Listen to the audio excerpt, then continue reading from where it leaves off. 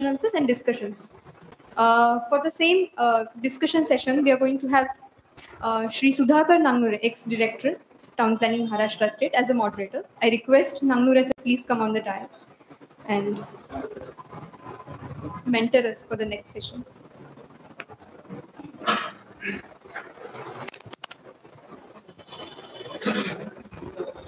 Thank you, sir. Let us start our next session with Spawned Cities, Concept, Vision and Approaches by our next speaker, Dr. Shashwat Bandopadhyay from Center for Environmental Planning and Technology, CEPT, Ahmedabad. Dr. Bandopadhyay, a PhD holder in climate resilience, has done his professional masters in urban planning and land management, ITC, Netherlands. He has over 28 years of experience in the urban development sector in South Asia, with a focus on climate resilience and sustainable urban development, nature-based solutions, inclusive, green and affordable built environment in cities, etc.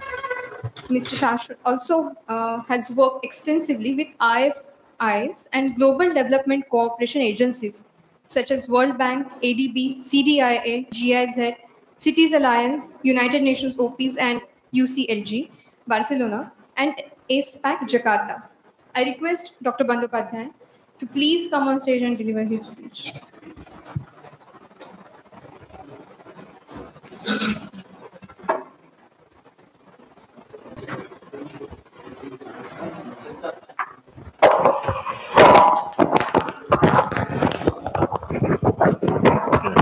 It's okay?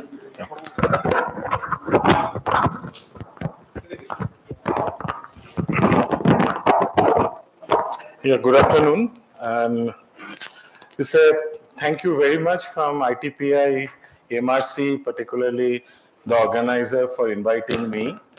And it's a pleasure coming to Pune city. With this city, I was closely associated about 10, 12 years back. And so always loved the city and its food. So I was just wondering that after lunch, how many of us would be awake? Because it's a difficult session, because it's a very, thanks for all the hospitality that you are extended, and also some brilliant discussion in the morning. And I must thank the organizer for arranging. So the title of my talk is related to the fifth reform, what Mr. Srinivas was indicating about the spawned cities. Because, you know, we had substantial discussion on the local area plan and town planning scheme. So that this part of my talk, which I am to introduce a little bit of the area, what is spawned city, and there are some close nomenclature that we are using, and which is one related to nature-based solution. The other nomenclature is about what we call blue and green infrastructure, and the part of it, my talk, is to how do I accelerate and localize these ideas into our local planning perspective. That's the part that I wanted to share with you. It was here, this one. Oh yeah, this was the one, open one. Screen पे नहीं आ रहा, desktop नहीं रखा हुआ है, क्या नाम से ITPI शाश्वत करके, this one. Okay.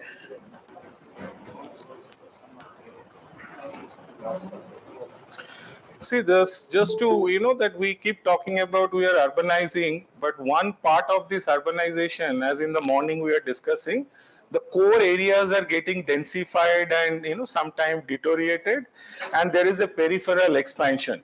So two physical form or physical manifestation of urbanization is the densification of the core areas and actually, you know, physical expansion. And we are using two major planning tools, as we are talking about in the morning, quite a bit about this, is that how do you actually organize the peripheral expansion through town planning scheme, and how do you look at the densification areas which are already developed, that how do you apply some scheme like local area plan. But this local area plan is distinctly different than what local area plan is understood in Delhi. Delhi local area plan is called Laldora, old village settlement, etc.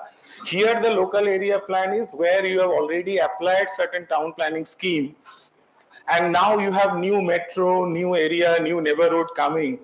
For example, a riverfront is coming, and where you extend, intensify the land use, etc. So you apply them, and that is the two planning framework. Now here what is happening here, when you are looking at these cities, we are monitoring how the cities are expanding. And we realize that on an average, majority of Indian cities, almost on an average, although Rajesh Bhai is not here, we take a lot of pride in Ahmedabad that we are a compact city, but even city like Ahmedabad, we are expanding close to about 20-25 square kilometer per year. You can actually monitor, map them with, this is we are just last week we were in Kochi, and you can monitor with Google Archive data.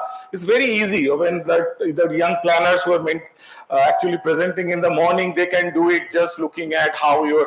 No, what is happening is most of this is where this new land is coming, we are actually spilling over to the agriculture. Areas which are suitable for agriculture, good groundwater recharge, and so on and so forth, and this getting turned. And this is mind-boggling. In Delhi, it is close to about 54 square kilometer a year. Pune must be similar to about 40 square kilometer a year. And this is why, we need to intervene planning. What planner does is that we intervene in this area to try to provide a direction of the growth, where it is heading and how to make this area. This city is Hyderabad. Somebody was saying, I'm 5 minutes, 10 minutes city. Core to periphery would be mind-boggling about 90 minutes. And not only that, what happens is that as this spills over, you also taking good groundwater recharge area. You're like morning, the commissioner was mentioning about, that slowly you're losing, and then your cost of getting water, and then we get. Now, in this context, this idea of sponge cities have occupied mainly from the storm runoff perspective. Okay, how? Because the cities, out of all the kind of shocks and stresses we are witnessing, the one major nagging problem is the urban flooding. And the intensity is changing, the rainfall pattern is changing, and we are frequently, and that is what probably, the Ministry of Finance, Department of Expenditure, they included this as a fifth very important, because constantly our cities are getting affected, and those of you come from the university and agriculture, the student from the town planning, that very important, sketch is very important. That on the corner, if you have the green area, it shows what are your percolation rate and surface runoff. And then what happens is that the peri-urban area, you have a farm, somebody has made a farmhouse, then intensity goes up and so on. And the last one, you see that your things change. You're completely, the runoff pattern changed. In your old hydrology day, planning or engineering days, we used to show a very interesting cycle. Pani girega, fir pani aayega, fir pani wapas jayega. That has been completely distorted. We continue to teach in our planning school. Those are gone days. It is completely, this is recently, USGIS has come up with a new hydrological model, which is called disturbed hydrological model. Not those, the carbon cycle and water cycle and so on and so forth. And when it is disturbed, can you guess the city without looking at the name bottom? This is Gurgaon. And this is, I think, not only Gurgaon, you can see it in Pune, you can see it in Mumbai and XYZ. Most of our cities are frequently flooded. Bangalore, Chennai, and and for few days, it's a massive problem. And although it is in terms of, this is my hometown in Calcutta, and the people who are in the ground floor, they have to really protect themselves for 3 days. If you have a ground floor office, basement office, you are more affected in this kind of thing. One important part in this whole debate and discussion is the changing climatic kind of a variability. As you know, there's a global watchdog called German Watch, who gives you some climate risk index, city-wise, country-wise. And India has been on the forefront. Those of you students, I think this I am showing a 2019 data. You can actually update to 2021 and you can see. Now, this also been added is the heat stress this year. And this was WRI, which has been mapping the large amount of, and those of you from Maharashtra Town Planning Department, I was actually looking at the guys who were presenting in the morning. I said, where is the climate being talked about? And when you are talking about a planning intervention, and planners are the one in the town, if you go to a banker or a policeman or a lawyer, they only think of tomorrow or day after tomorrow. Planners are the only one which is thinking 10, 20 years ahead of time. And if you're not talking about climate, rainfall, how it's going to change, then what are you going to talk about this? And this is what, this is a part of what Asian Development Bank and we are doing together, looking at the multiple shocks most Indian cities are encroached, are exposed to multiple shocks and stresses, both in terms of flooding, heat, and several other into this. And that this is again the kind of climatic risk that we are in. See, the past has been very beautiful. We have planned for 20 years, 30 years. The future is becoming increasingly uncertain. You don't know what is going to change, both in terms of market and both in terms of your climate into this. And we are not again anticipating, we are expecting some extreme weather events and slow onset events which are going to come. And in this context, now we need to understand what is this concept of sponge cities, why it is important, and why we as a town planning department or planning students should learn, because these are, it's not those colorful which show some PowerPoint slide. The time has already come that how do I, when I'm making a redevelopment of a market, how do I make that more environmentally sustainable in this process? Now, before I get into this, there are a lot of, again, some confusion about what is flooding. So there are three elements of flooding we must understand. One is called pluvial flooding, which is when the rainfall happens within a city and you are getting waterlogged. And that's basically our stormwater drain has to take up. The second one is called fluvial kind of flooding. This is one case in our city of Surat. Surat gets flooded not because of Surat gets rain or bad stormwater managed, because water happens in the catchment in Maharashtra. So if rain comes there, Surat gets flooded. So it's a river flooding. Third one is coastal flooding, like cities like Kochi, for example, Surat, Chennai, they are exposed to all three forms of this thing, and that's how. Now the idea was that you have to, it is not a groundwater recharge purpose. The purpose is when the rainwater comes, how you actually detain, slow down, and avoid the peak flooding. That's how it has emerged, called sponge city. And there are two different, one, I'll show a few slides when you are working in China, but it has also emerged in Germany.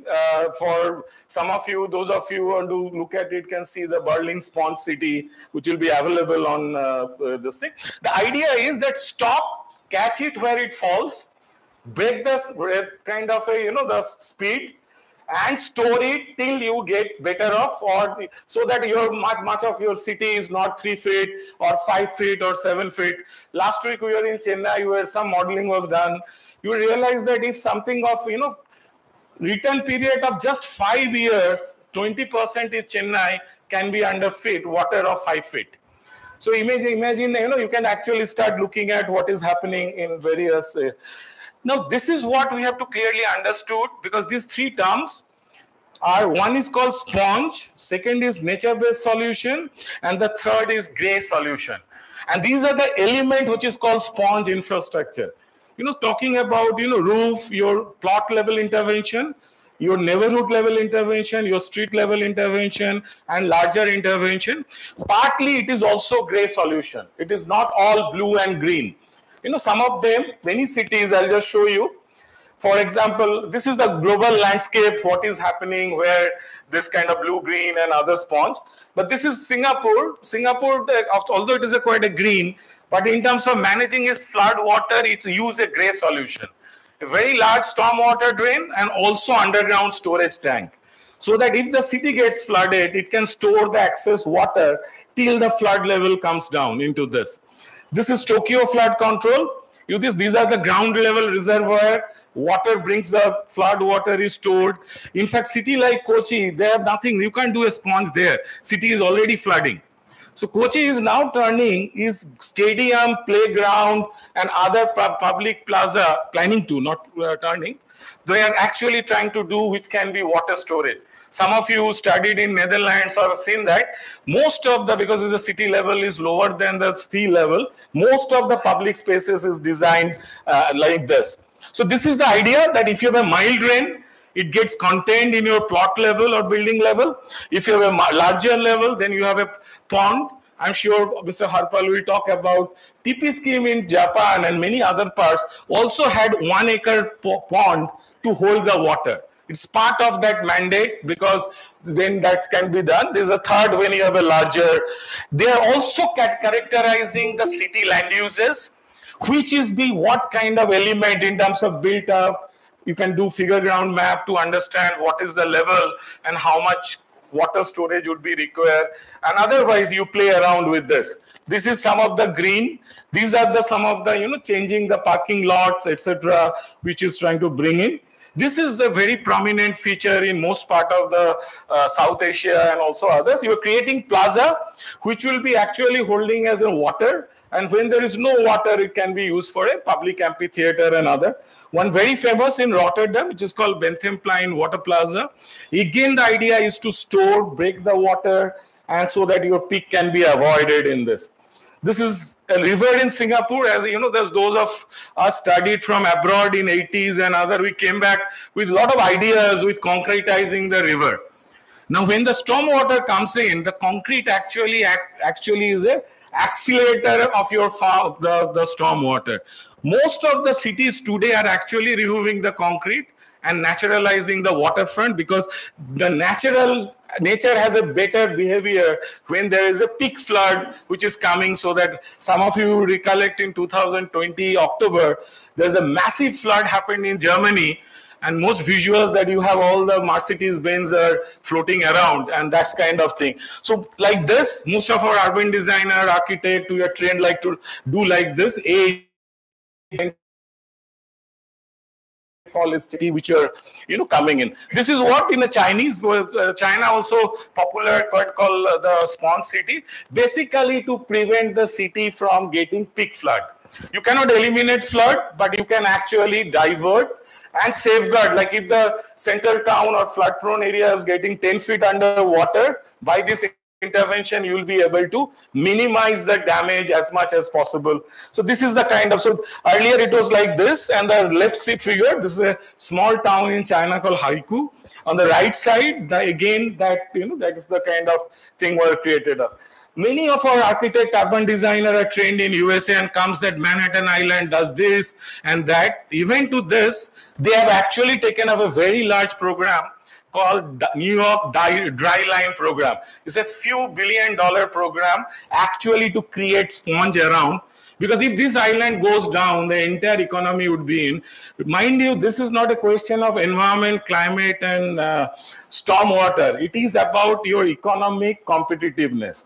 If your city is not functioning, getting flooded, that the scale or that we say industrial growth, your investment is not going to come if your city gets flooded every now and then. Now, what is happening in Bangalore? So never take it as that I'm coming from environmental, climate, and other. I'm talking about the sustainability and competitiveness of your city. Like, for example, this year, Ahmedabad had 40 days of immense heat.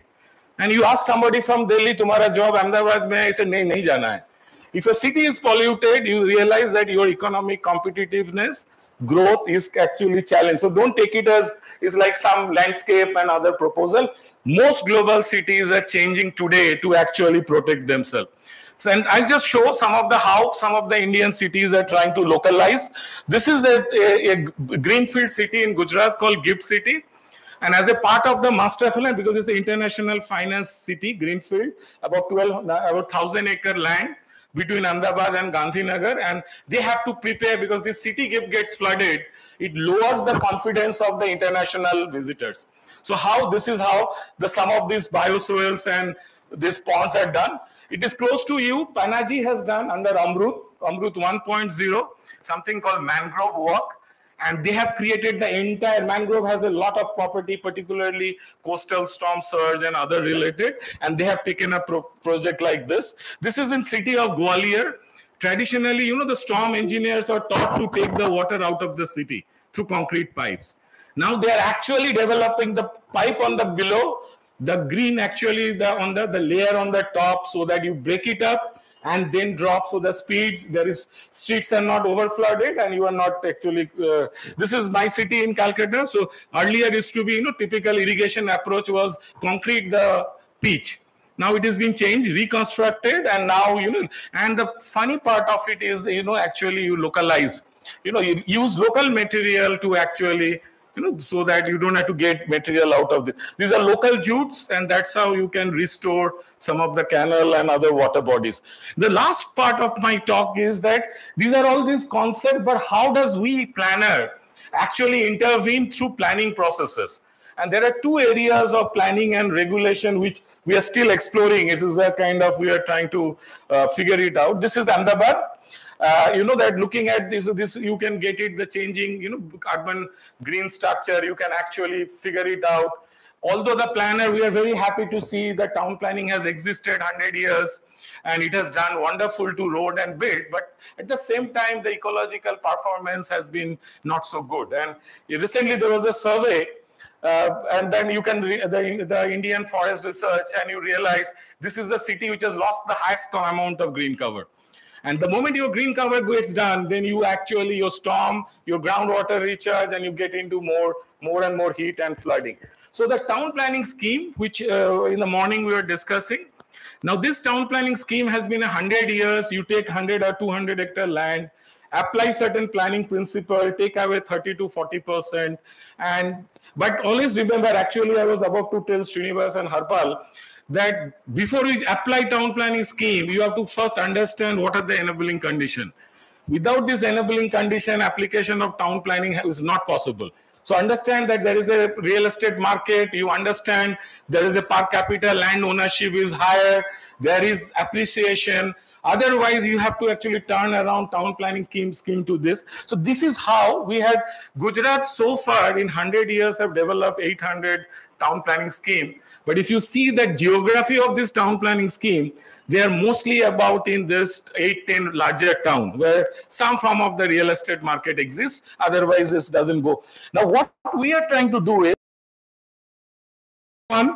when you go there, the previous one is that, the green was just 5%.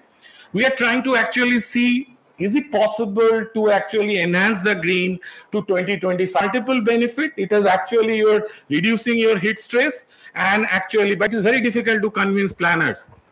Somebody in the morning, my good friend Rajesh Bhai was saying, 100 years we have learned this. Sometimes we have to de-learn and relearn. I was just reminded when you was telling this in the morning. When I was studying in Netherlands after Mr. Srinivas. So Surveyor General of India, who is a very big guy, all of you studied in architecture, used to go and get those topo sheets.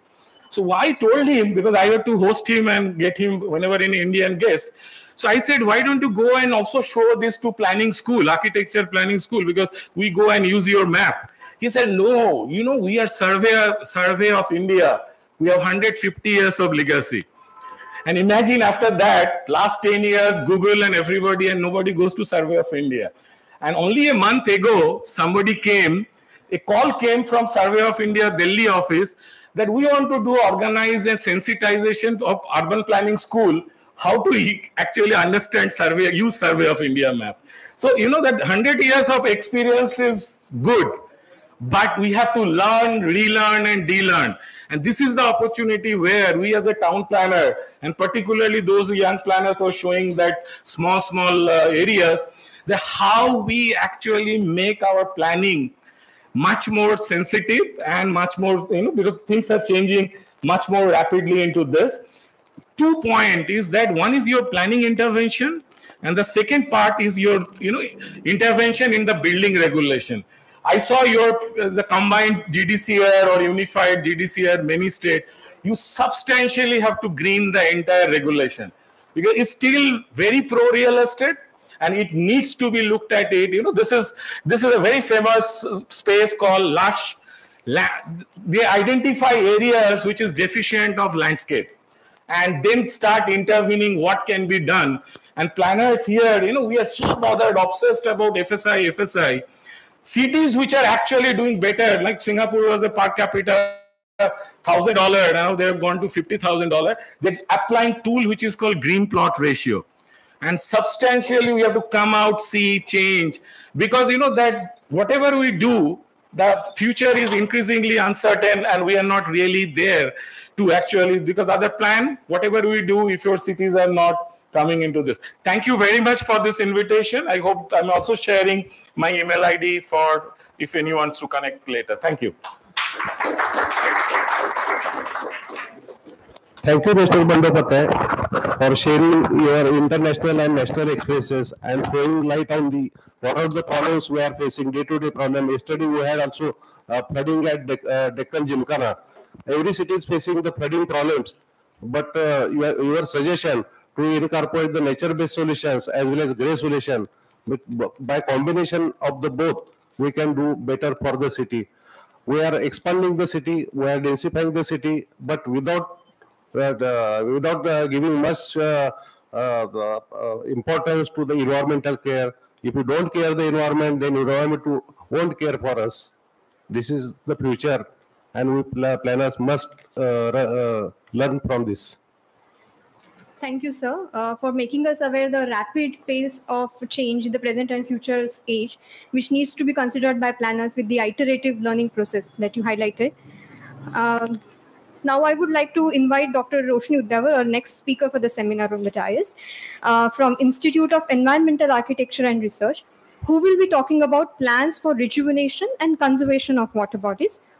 A brief introduction about Dr. Roshni Udyavar, a PhD holder in resource management, is a president, Institute of Environmental Architecture and Research, IEAR, Mumbai. Also, she's co-chairman of ASSOCHAM GEM, Maharashtra chapter. She's also director of Roshni Udyavar and Associates, Mumbai, and advisor for Environment and Sustainability, Science and Technology Park, Pune. She's a qualified master trainer and empaneled expert on the Energy Conservation Building Code, ECBC of India. She's a subcommittee member for Building Envelope Subcommittee of ISHRAE, that is Indian Society for Heating, Refrigeration and Air Conditioning Engineers, for development of India Building Energy Efficiency Standard. She is a member of All India Town and Country Planning, AITCP Board, Government of India, and she was part of a committee set up under the aegis of Niti Aayog on Urban Reforms Capacity in India, March 2022. I request Dr. Udyavar to please come on stage and deliver a speech.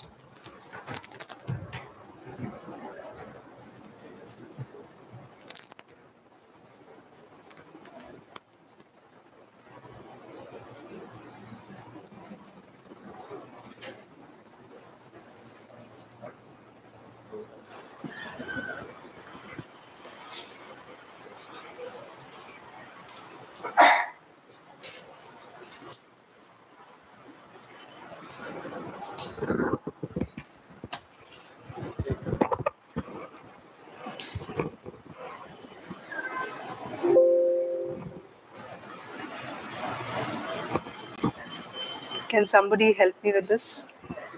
Good afternoon, everyone. In the meantime, I was just introduced as part of Institute of Environmental Architecture and Research. So I'm going to make this presentation on behalf of my colleagues, also from the Institute. Some of them are here.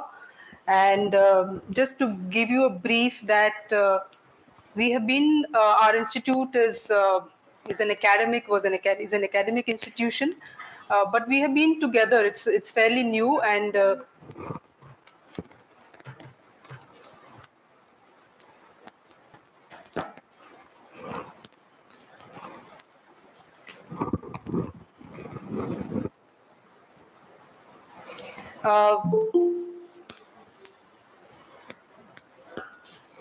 we were part of Institute of Rachna Sansad Institute of Environmental Architecture, which was into research and consultancy, in addition to academic program called the Postgraduate Diploma in Environmental Architecture, which we started in 2002, and then in 2006 the Master's Program in Environmental Architecture. And during this period, we did a lot of consultancy with a number of ULBs.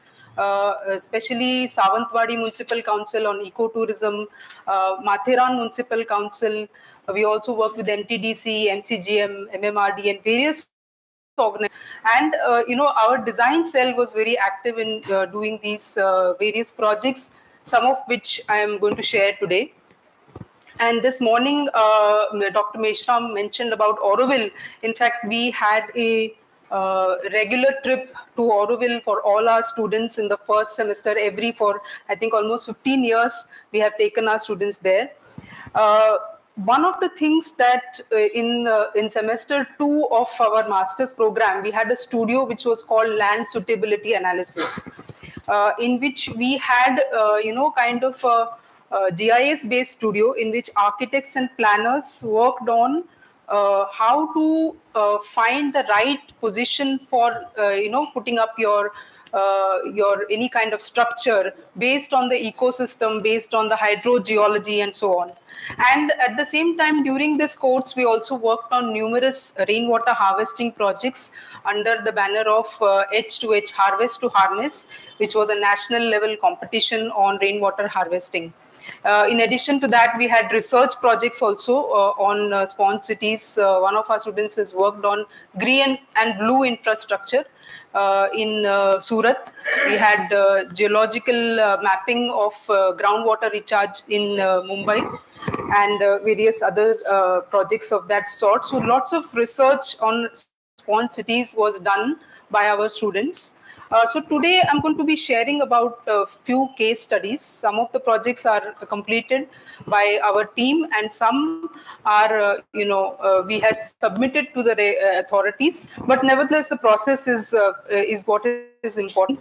So basically, to start with, what kind of water bodies, the planning and rejuvenation and conservation of water bodies. So, when we are talking of water bodies, we're just not looking at one type. It's streams, lakes, ponds, rivers, including things like bore wells and wells are also important. When it comes to coastal areas, even the brackish areas like salt, even other all the kinds of water. We had a talk in the morning when we talked about DC regulation, and my experience, even as a consultant, has been that whenever there is a project, what do the project owners do? We tell them that there is a well on your site, and they said, okay, we'll use it for during the construction, and then after that we'll just fill it up, we'll pave it, and nobody is bothered. So that is mainly because today there is a kind of, we are not paying attention to these local water bodies, mainly because our water supply is distinct. It is coming from some other areas. So they are neglected, and therefore, the overall ecosystem of these water bodies is also not considered. For example, rivers. Whether it is Mithi River or Dahisa River, we are having a training, like we are putting concrete walls next to them instead of looking at what kind of riparian system is there next to it or anything of that sort. And in fact, we are even building high-rise structures right next to the rivers, and then we complain that we have flooding. So these are the kind of things now, this is just to show you. This is an digital elevation model showing how the extraction. So some of these blue lines are actually wells which are taken from the eastern coast of India, Pondicherry area, as to how the extraction of water is actually going to affect. So most of these places are getting saline water. So when we talk about water bodies, there are different types. So I'll quickly, talk about these before going into the case studies. We have flowing water bodies, which have either seasonal or they have summer flow, or some of them are perennial. Some of them are, even man-made. That is, the water is taken from some other source, or there are non-flowing, such as natural depressions, which are formed like lakes, or we have even man-made like dam backwaters. Nevertheless, these are all types of water bodies. And in fact, some of the best water bodies that we have are ancient water bodies created by our ancestors in the past, and with very good reason, because they are providing with the fresh water even now to many places.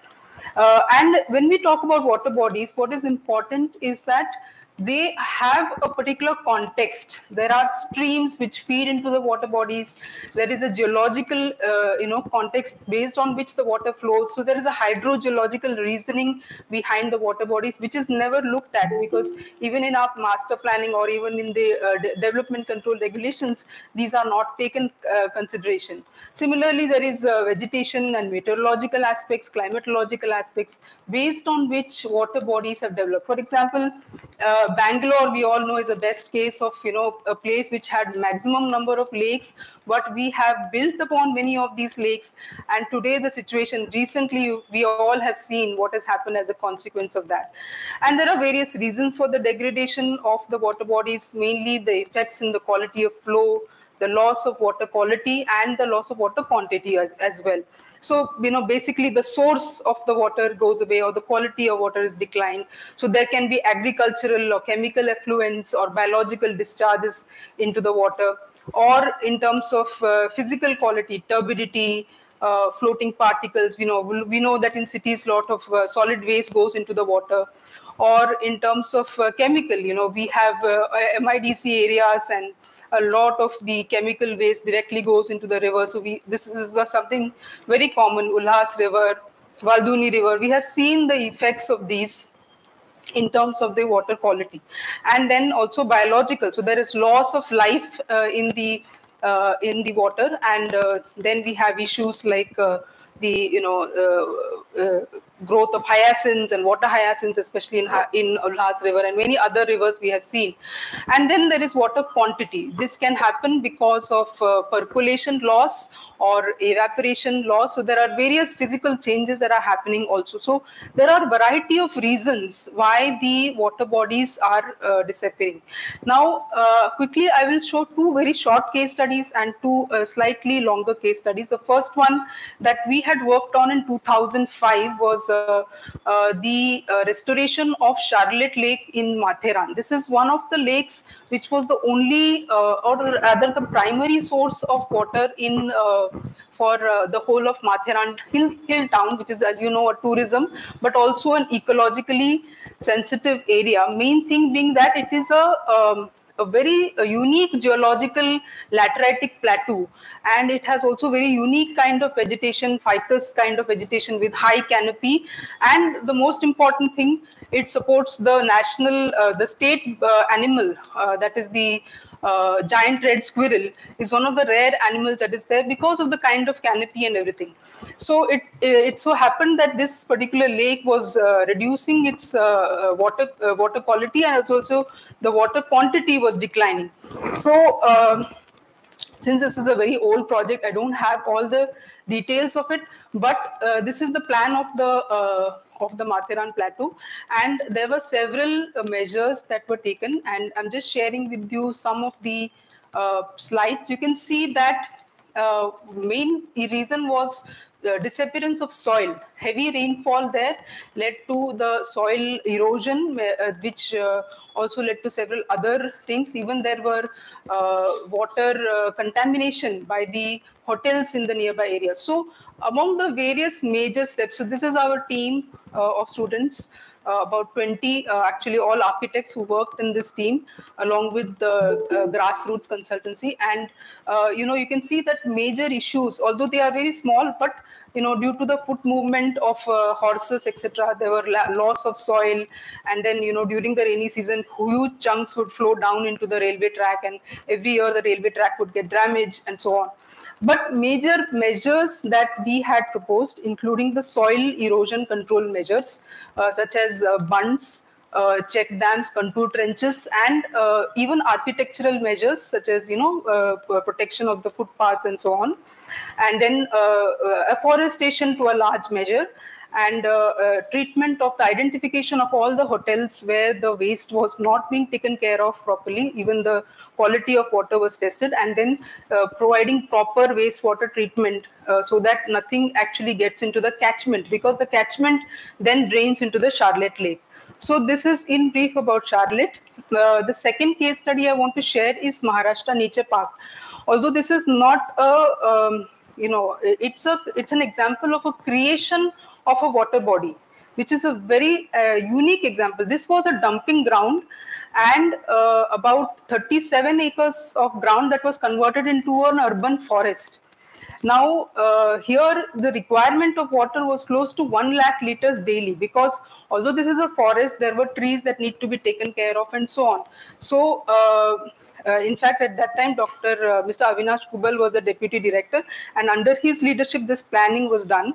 So, you know, the entire catchment rainwater harvesting was done here, in the sense that non-roof and roof areas water collection was planned and in fact executed in a proper manner, so that all the rooftop, that is actually the structure that you can see here, and then a new lake was created right next to Mithi River. You would be surprised that, you know, people recently they found a crocodile in that area also. So people say next to salt water you cannot do rainwater harvesting, but here was a huge lake that was created right next to the Mithi River, and it had a lot of biodiversity also that became a huge attraction also to the park. And you can see the filtration of water, because siltation is a major issue in any kind of water body, and you can see that the proper filtration was done, and totally about 126 lakh liters of rainwater collection was done in this pond, and they were buying a lot of tankers at the time during summer, peak summer times. So the cost saving was also there, about annual savings of 3,78,000. That was and the project payback was less than a year. So of course, benefits of the system was rainwater that was there, savings in municipal charges as well as the water tankers, self-sustained water supply for the whole 37 acres, floods were avoided, and so on. So in all, it was a very, and especially the additional fauna that came for this particular pond. The next project was Dahisa River, is a Dahisa River restoration project, in which our team was involved in 2000, prior to 2005, and this whole project report was submitted to the Asolekar committee after the major floods that happened. So I will quickly show you this particular case study as well.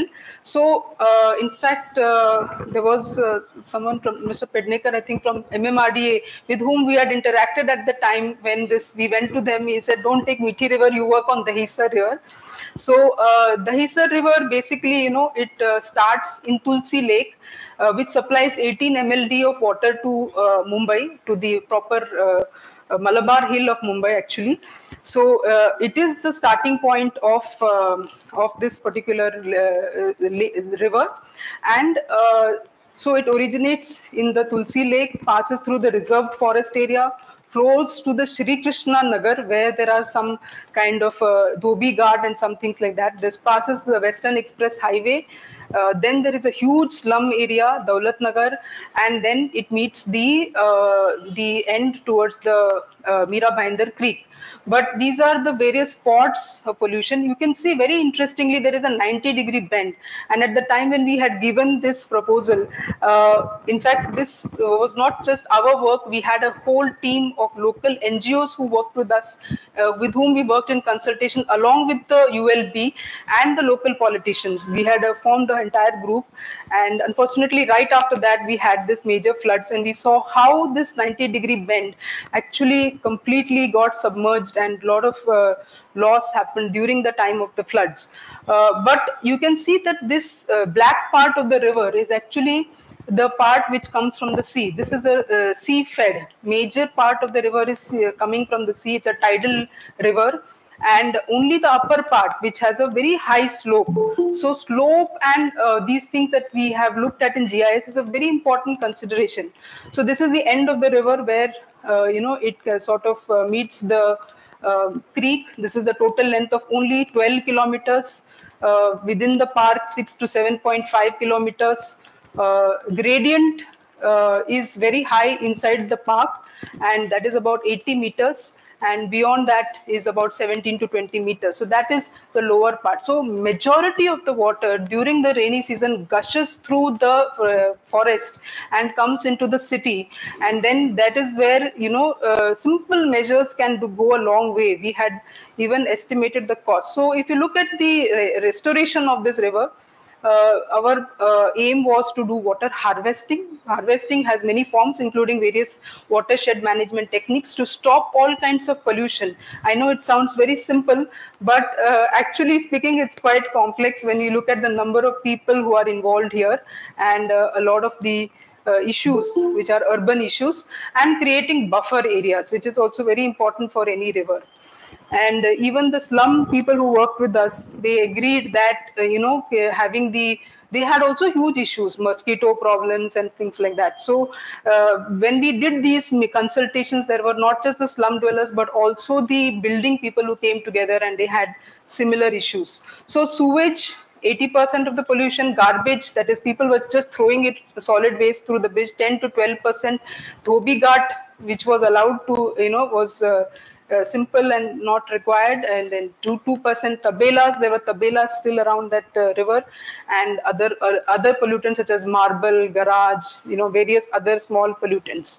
And you can see this is sewage directly emptying into the river, solid waste, as you all must be knowing. This is the Dahisa pool, then this is the solid waste at the end. This is dhobi ghat, people actually washing the clothes directly in the river. And now this has changed, obviously. Right now you can see the national park behind this. So this is within the national park. But now even an SRA scheme has come right next to it, so which has completely, removed it has drained the river, put concrete on both sides of the river. So this is the the tabelas or the buffalo, sheds, which directly put the waste into the river. So the river was caked after a certain point. These are the other marble and other dealers and oil and all the things. There's a whole lot of encroachment on top of the river at a certain point.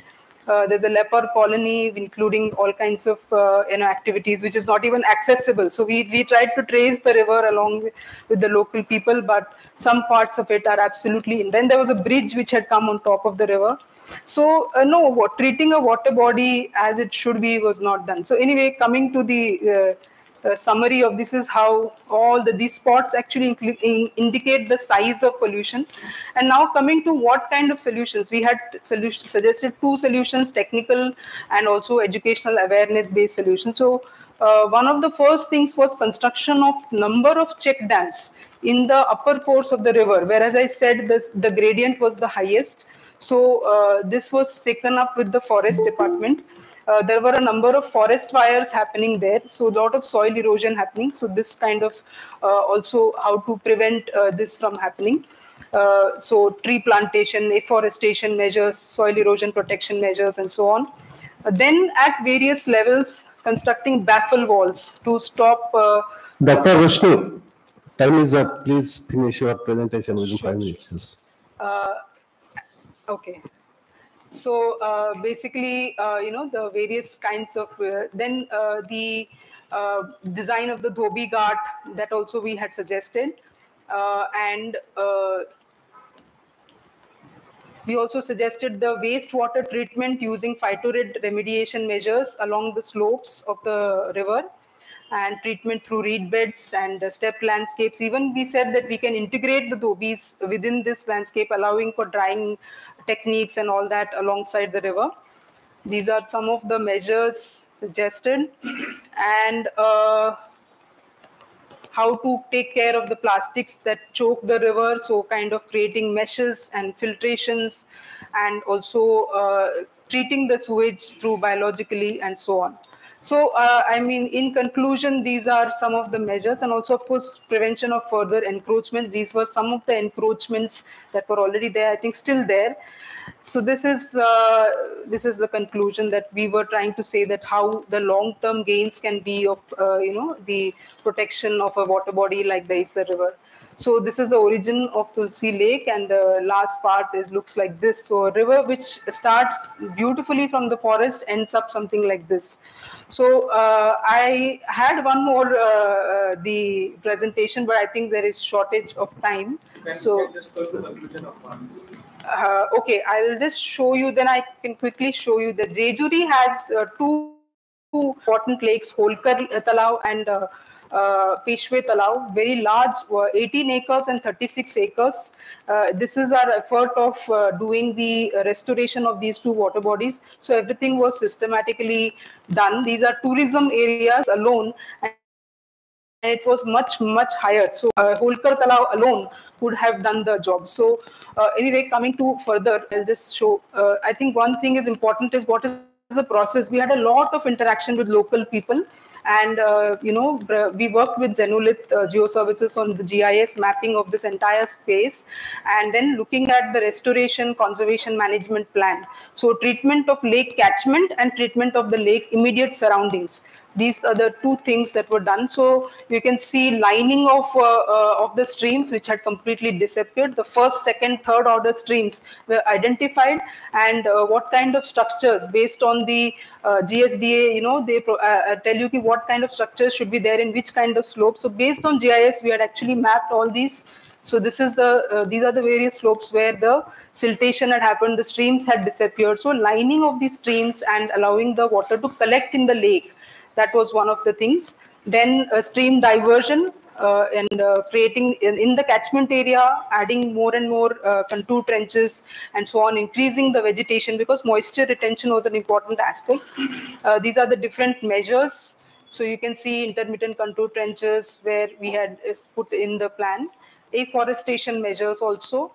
Specific kind of trees which do not require any kind of water. It was self-growing trees. So basically, the stream protection measures also, and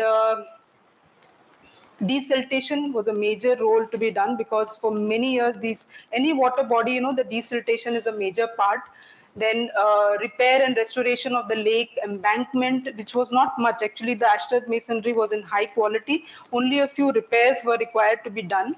And so also these surrounding areas, so how the filtration can be done, we had given planning for that as well as surrounding areas, how they can be developed into a promenade for people to enjoy these areas. So all these, and the treatment of the lake surroundings. Further, we had also suggested guidelines for conservation of the lake. So what kind of a team should be formed, management, how can the management be taken up and so on.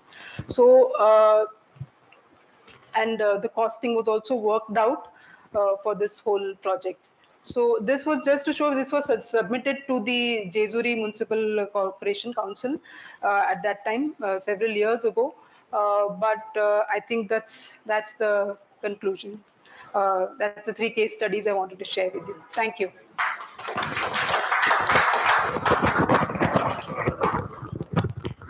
Thank you, Dr. Roshni, for presentation on plans for the rejuvenation and conservation of water bodies. Your team has carried out many case studies. You have presented the restoration of Charlotte Lake, Maharashtra Nature Park, Dahisa River Park, and Jejuri Park. This is good attempt. In the earlier presentation, Dr. Bandyopadhyay has said there are 3 types of flooding. One is fluvial, and the coastal fluvial. So this is the measure to avoid the fluvial flooding. Conservation of water bodies is the need of the hour. Unless we conserve the water bodies, much of the flooding problems can be avoided, and also in the long run sustainable development of our cities. This is much needed. In the ancient cities, every city has water bodies, and that is water is used there. Earlier cities were sustainable, but we are bringing water from so many distances. But we are not conserving the water. What we are getting at our place, whatever the runoff, it is going somewhere and meeting to the sea. Thank you. Thank you, ma'am. Thank you, sir, for summarizing the presentation. Also, thank you, ma'am, for giving us the awareness and a new perspective on the environmental factors. And so, as we all know, water forms one of the important objective of the TCPO's next Amrut 2 mission. Now, moving ahead, our next speaker for the seminar is Shri Harpal Dave, Assistant Town and Country Planner, TCPO New Delhi. I request sir to please come on the dais. Shri Dave will be talking about building sponge cities through town planning schemes. Harpal Dave is also serving as Assistant Town and Country Planning in TCPO, Ministry of Housing and Urban Affairs. He is an architect and urban planner with total professional experience of about 14 years. Presently, he is involved in pilot on local area plans and town planning schemes for 25 cities. facilitating online building plan approval system, implementation of urban reforms, and station area development for Mumbai-Ahmedabad high-speed rail. He has been trained for land readjustment in Tokyo, and micro-level planning is an area of his interest. I request Shri Harpal Dubey to please come on stage and deliver his speech.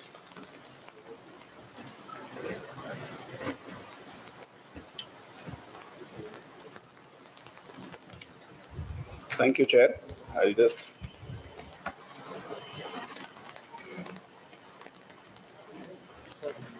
presentation को desktop. Good afternoon, everyone. Respected seniors, friends, and people who have joined online. Given this one.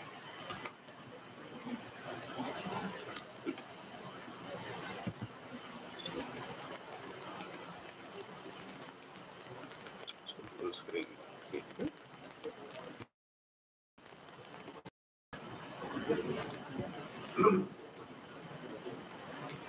In the afternoon, I was speaking to Guhar sir while having lunch about the legacy of TP scheme that Gujarat and Maharashtra have, fortunately because of the combined Bombay province or the Bombay state, and this legal legacy that we are having.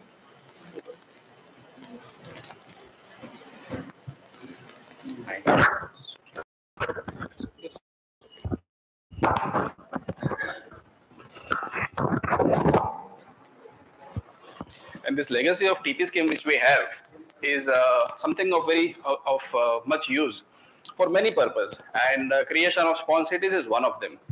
So I'll touch that. I'm using this term called micro level planning for the benefit because TP scheme is more used in Gujarat and Maharashtra. Many other states have their own way of calling this, but essentially what we are doing at plot level is micro level planning. Some states call it town development scheme, some states call it land pooling, whereas it's slightly different than TP scheme. Internationally, there is a term called land readjustment, which is used for micro level planning. This can be for both greenfield, brownfield. TPS, as we know, in Gujarat, Maharashtra is more for greenfield. In Gujarat, we are using now local area planning, which is for brownfield. But micro level planning is a generic term. It can be applied whenever you are doing a micro level exercise for urban planning. It can be used. Some background, I think this has been covered, but for the benefit of this thing. Across the countries in the world, we have seen that rapid urbanization is linked with expanding economy of the country. Whenever there is an economic expansion, urbanization promotes economic development. It's both reinforce each other. So urbanization reinforces economic growth. Economic growth in turn increases urbanization. This is something what we are seeing in India as of now. Presently, India is going through the phase of rapid economic expansion. We are going through a rate of GDP rate of about 8-9%, 8.5% an annum. This is extraordinary. If you look at developed countries, the rate of GDP growth is maybe 1%, 1.5% per annum. So this economic expansion of maybe around 7-8% of economic growth is extraordinary. Along with the economy, population is growing. For what is important for us at this stage of the economic growth of the country is creation of jobs, livelihood, business opportunities, housing, infrastructure. So our entire focus as a country, as urban planners, as people from various walks of life, our focus is what boosts the GDP and per capita income. That's more often our focus. In this process, we look at each land parcel, including wetlands, water channels, urban lakes, maybe consciously or otherwise. We look at them as money generating assets. Can we develop them? Can it bring in money? Can it create more jobs? Can it bring in more GDP? Can it increase per capita income? This is our focus as of now. Nothing wrong. It's not a value judgment, but this is what we are doing as of now. While doing this, other parameters like human health, equity, social equity, environmental health, they take a backseat. It is like a person, many times in a bit philosophical way, a person who is very healthy, he is in early age of his life, he works extra, he loses his sleep sometimes, doesn't sleep properly, doesn't eat properly because he is young, he has a lot of energy. So in the process, he does not focus on the basics of health. What happens in the process? By the time you hit 40s, you have diabetes, you have heart problem, because you have not focused on your health. You are only focusing on job, economy, money. This is what is happening with our cities. We are focusing on GDP, and that is why the health of the city is somewhere getting degraded. Most countries have done so, not only India. If you look at Japan, Tokyo was miserable in 1960s, 70s when Japan was going through the same economic phase that India is going through now. Same with cities in US. London, you look at London in the time of Industrial Revolution. If you read Charles Dickens' novel, David Copperfield, most of us must have read excerpts from that in the school, primary school reader, English reader. If you read that novel, you will find London was more miserable than what Delhi is now. You know, Thames was so polluted when Industrial Revolution happened. So most of the countries have gone through this. They have degraded their cities. The environment was taking a back seat. But India has an opportunity now to be different. And it's urban planners that should create this difference. The phenomena of urban floods, as Dr. Shashwat also pointed, it is frequent, happens in India, across the countries also now. In recent time, it is not only because of faulty urban planning, it's more triggered because of extreme rainfall events which are localized in nature and which is an impact of climate change. However, inadequate urban planning does exacerbate the impact of this high rainfall. Several negative impacts, not only damage of life and property, disruption of supplies, business, there are economic losses. I think in 2015 when there were floods in Chennai, extreme floods, where we saw a lot of rescuing happening by helicopters and all, many people missed deadlines for applying for UPSC civil service examination. Many candidates, because there was flooding in the city. And the UP Union Public Service Commission had to extend the deadline because some people could not apply. So many a time there are trains which are missed. I missed flight once, just a month back in Ahmedabad. There are trains which are missed.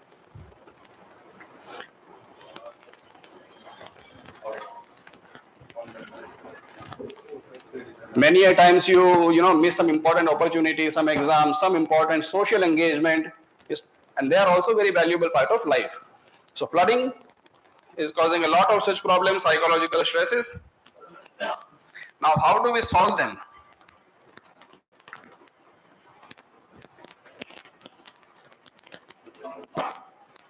How do we create cities which are flood resilient? So cities have to be resilient. There will be impact whether we like it or not. Even Tokyo still gets flooded despite all the best engineering practices, urban planning practices, Tokyo still gets flooded. But the impact we can try and make it minimum. As urban planners or as humans in general, we have no control on rainfall.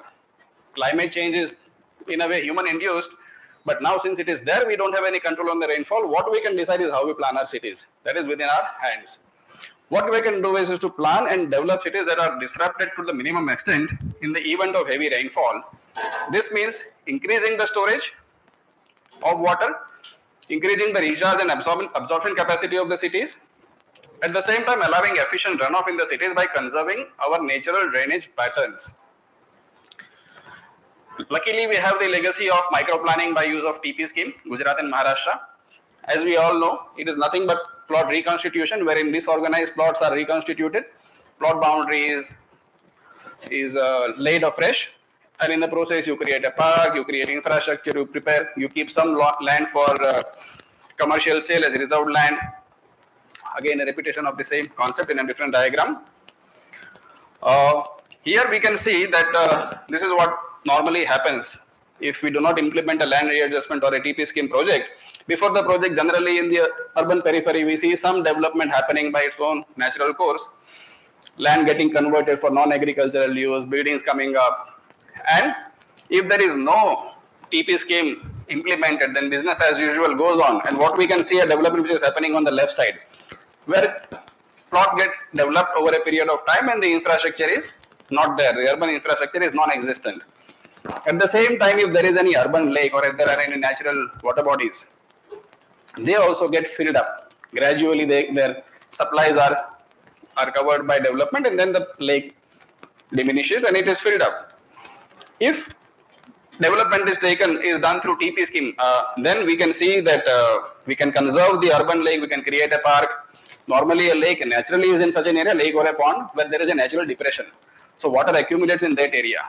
If you keep some area spare by some thoughtful planning, there can be a park, there can be spaces where if the water if the flow is extra, it can still be taken care of. If we are doing our development through land acquisition, which I think it is happening in Pune as of now because there are no TP scheme, happening as much. Then that is what will happen is something on the right side. We can mobilize land for the infrastructure, we can get roads, but we cannot take care of the environment as much as if we do it properly through TP scheme. Value appreciation land is very evident. Whenever there is a TP scheme, there is an increase in land value. This funds the planning process. There is an interesting case of the city of Ahmedabad, where they have been doing this TP scheme in an excellent way. If there is one city in India which can actually take pride in implementing TP scheme, I think it is Ahmedabad, where they call it the DPTP model. It is excellent. It's time tested. The mechanism is almost, of course, there are issues where we can still improve, but still it is to a great level of efficiency has been achieved. Gujarat, Maharashtra, both. It has served very well till date, but however, it seems DP is prepared at a level, for example, Ahmedabad is I think around 500 square kilometers now of a city. The TP happens at a level of around 100 hectares. So there is a huge difference. We prepare a plan which is a macro plan for a 500 square kilometers of a city. To implement that, we prepare a scheme which is a TP scheme at 100 hectare. If you look at the mismatch in size, the mismatch is immense. So in that case, this is only a hypothesis as of now, and just to trigger a thinking in that direction. This may be feasible, this may not be feasible. But if we think in this direction, maybe later on we can dismiss the idea, but that dismissal will be a thoughtful dismissal. Should we think of a development plan, a zonal plan, and a TP scheme? Should there be a third level of planning? This may disrupt the present process of planning the way it is, but why this is required? If there is a zonal plan, analysis can be done for land suitability, for geohydrology, for mapping of the river, of the channels, of lakes and water bodies. And based on this zonal plan, maybe we can broadly delineate how many TP schemes will fit in which zonal plan. Right now we see this beautiful jigsaw puzzle. Each small piece of one color is one TP scheme. And this is how Ahmedabad has grown. It's beautifully done.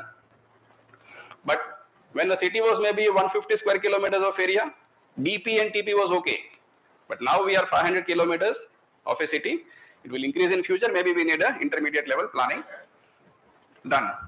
What Japan does, this is a TP scheme drawing from Japan. It's from a city called Nagareyama outside Nagoya. What they do, this is a land readjustment project as they call. They first do a thorough contour survey of the area. And whatever road network is proposed is mostly based on the contour survey. The contours are not disrupted. That is why we do not see a gridiron pattern or a ring radial pattern of the road is an area which is of depression, so they'll create, and the entire drainage pattern is taken care of. In the process, what they do, this is the same locality. We can see there is a lake which has been conserved. There is a boundary which has been created. The best way to conserve a lake is to have a road surrounding to it, so that there is no further encroachment. Road acts as a barrier for further development. If you can see on the screen, there is a turquoise channel. The channel has been engineered to bring in area. The channel feeds the reservoir. This one is known as flood control reservoir. Whenever it floods, this pond will swell. This is another such flood control reservoir. We can see the entire TP scheme has developed. The lake has been retained. It has not been filled. And Japan also learned this the hard way. Initially, they also did a lot of reclamation. They filled the lakes in Tokyo, flooded very badly. This is how they have retained this urban lake here also. This is an area of a freshly done TP scheme, where we can see the lake has been partly re-engineered. It has been given a shape, but nevertheless, the original location has been retained. What they have done is create a thick urban park nearby, urban forest. So the lake and the urban forest have a symbiotic relation. They can, the lake benefits from the forest, forest benefits from the lake. You can see very well manicured plots on the urban lake of the reservoir, which are all final plots as per the parallels. This is how region develops over a period, and all this dotted red colored circle, these are all the reservoirs which have been.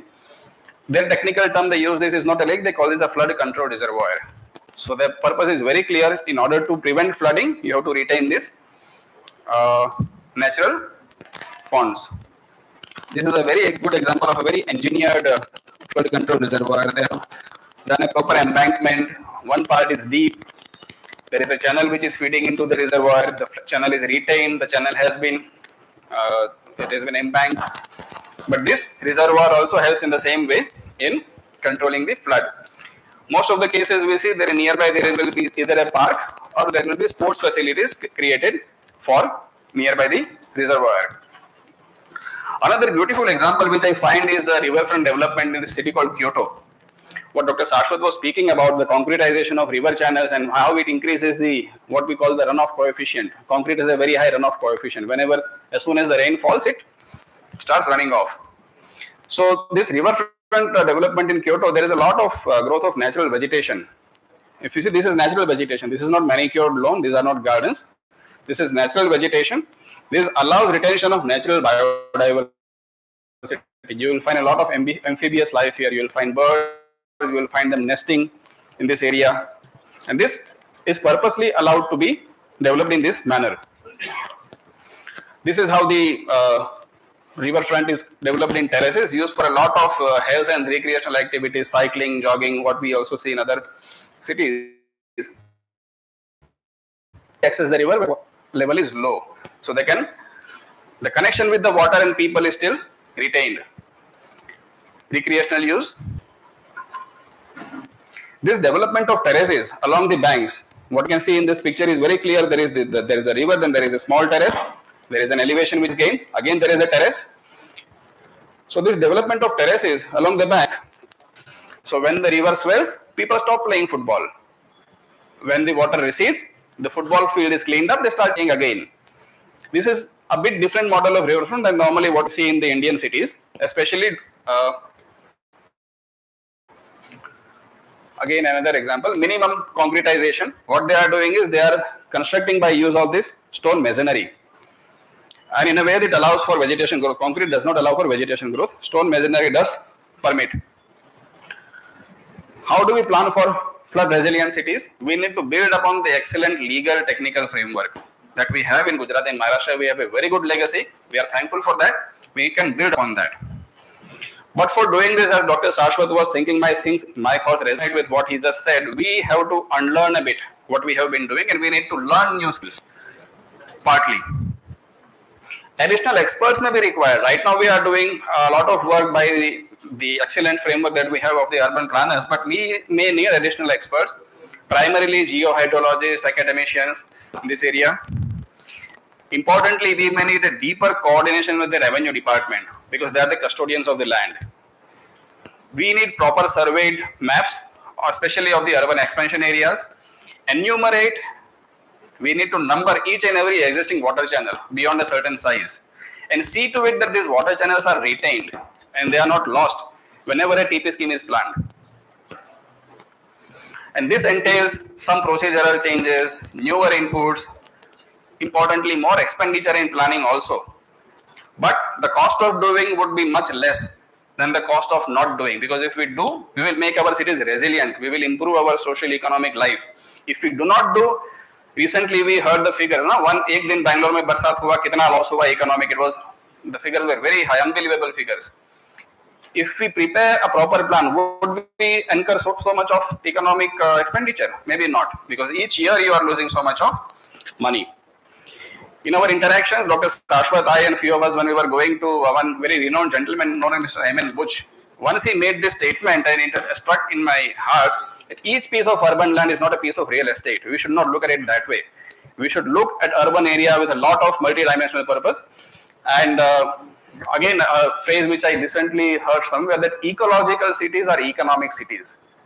Until and unless we conserve the ecology of a city, we cannot actually look at economic growth of that particular area. I would end with that. Thank you.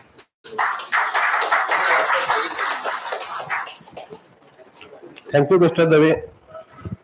It's a good attempt to present the things on the creation of small cities and making the flood resilient cities. And you also shared your Ahmedabad experience. We have good legacy, both states we have good legacy of the legal framework. We can have good future, provided your town place schemes are successful in your state. But why the town place scheme are not successful in Maharashtra? This is because of the land values. Land values is the main factor. And earlier in the morning session, one of Mr. You told that in the Gujarat the Jantri rates, here we call it the ASR rates. Our ASR rates on par with the market rate. But your peoples are taking the advantage of Jantri rates are not increased since last 8 years. That's why we are facing. Why or not? Not since 2012 they have not revised. 2011. Last 10 years they have not revised. But our ASR rates sometimes they are more than the market rates.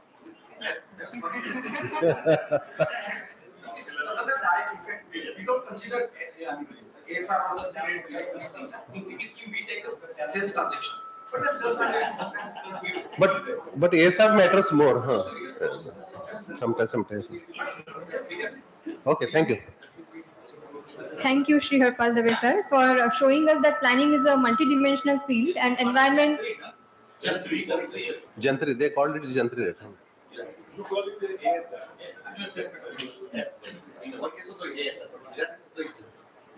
Thank you, sir, for showing us that the environment forms a crucial part of it among the other values. Also, thank you for showing us the planning interventions, national and international, to address the environmental challenges. Moving on to the next session. Next speaker. Yes, sir. Our next speaker for the seminar is Mr. Praveen Kolle. I request you, sir, to please come on the dais. Mr. Kolle is Superintending Engineer, Irrigation Department, who will be talking about integrated water management and Maharashtra water policy. Presently, he is working at Pune Irrigation Project Circle, Pune. He is pursuing PhD at IIT Bombay as external candidate and has over 15 years of experience in water management. He has done MTech from IIT Kanpur in 2007 with 3 postgraduate diplomas. He is honored with several awards, including Outstanding Engineer Award by Government of Maharashtra in 2019 for his work in irrigation management, Geospatial Excellence Award for application of drone in water management, Sir Vishweshwaraya Award in 2011. He is life member of 15 technical and scientific organizations. I request sir to please come forward.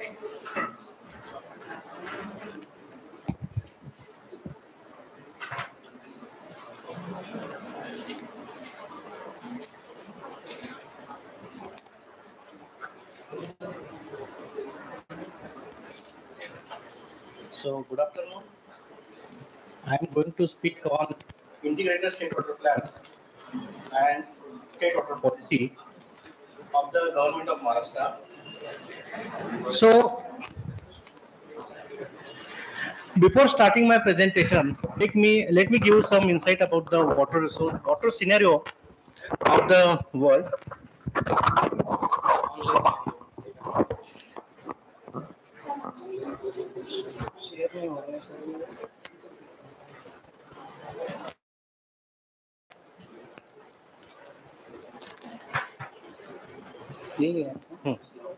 Stop sharing kara.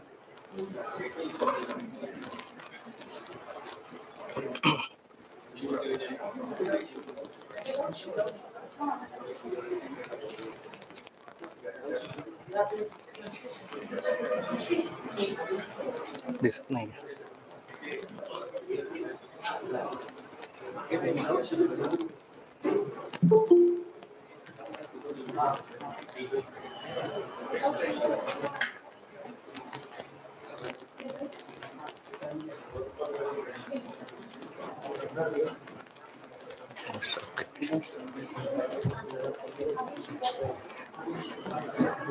Okay. Yes, it will come. Yes, thank you. So, we know that 70% of the earth is covered with water, but out of that, only 3% is the fresh water which we can consume as a human being, and out of that 3%, 0.3% is a surface water, and on this 0.3% surface water, 2% water is available in the river. If you see the statistics of water availability at a national level, India receives only 4% water. So whatever water available globally, only 4% of that is available in our country. And out of that, on this water, about 2.5% of land and more than 17% of population of world is dependent. If you see the scenario of Maharashtra, whatever quantum of water available in the country, only 4% of that belongs to the Maharashtra state. And I will discuss in the upcoming slide, Maharashtra's river basin has been divided out of 5 river basins. 4 river basins are interstate. So whatever water available in this river, we cannot use entirely.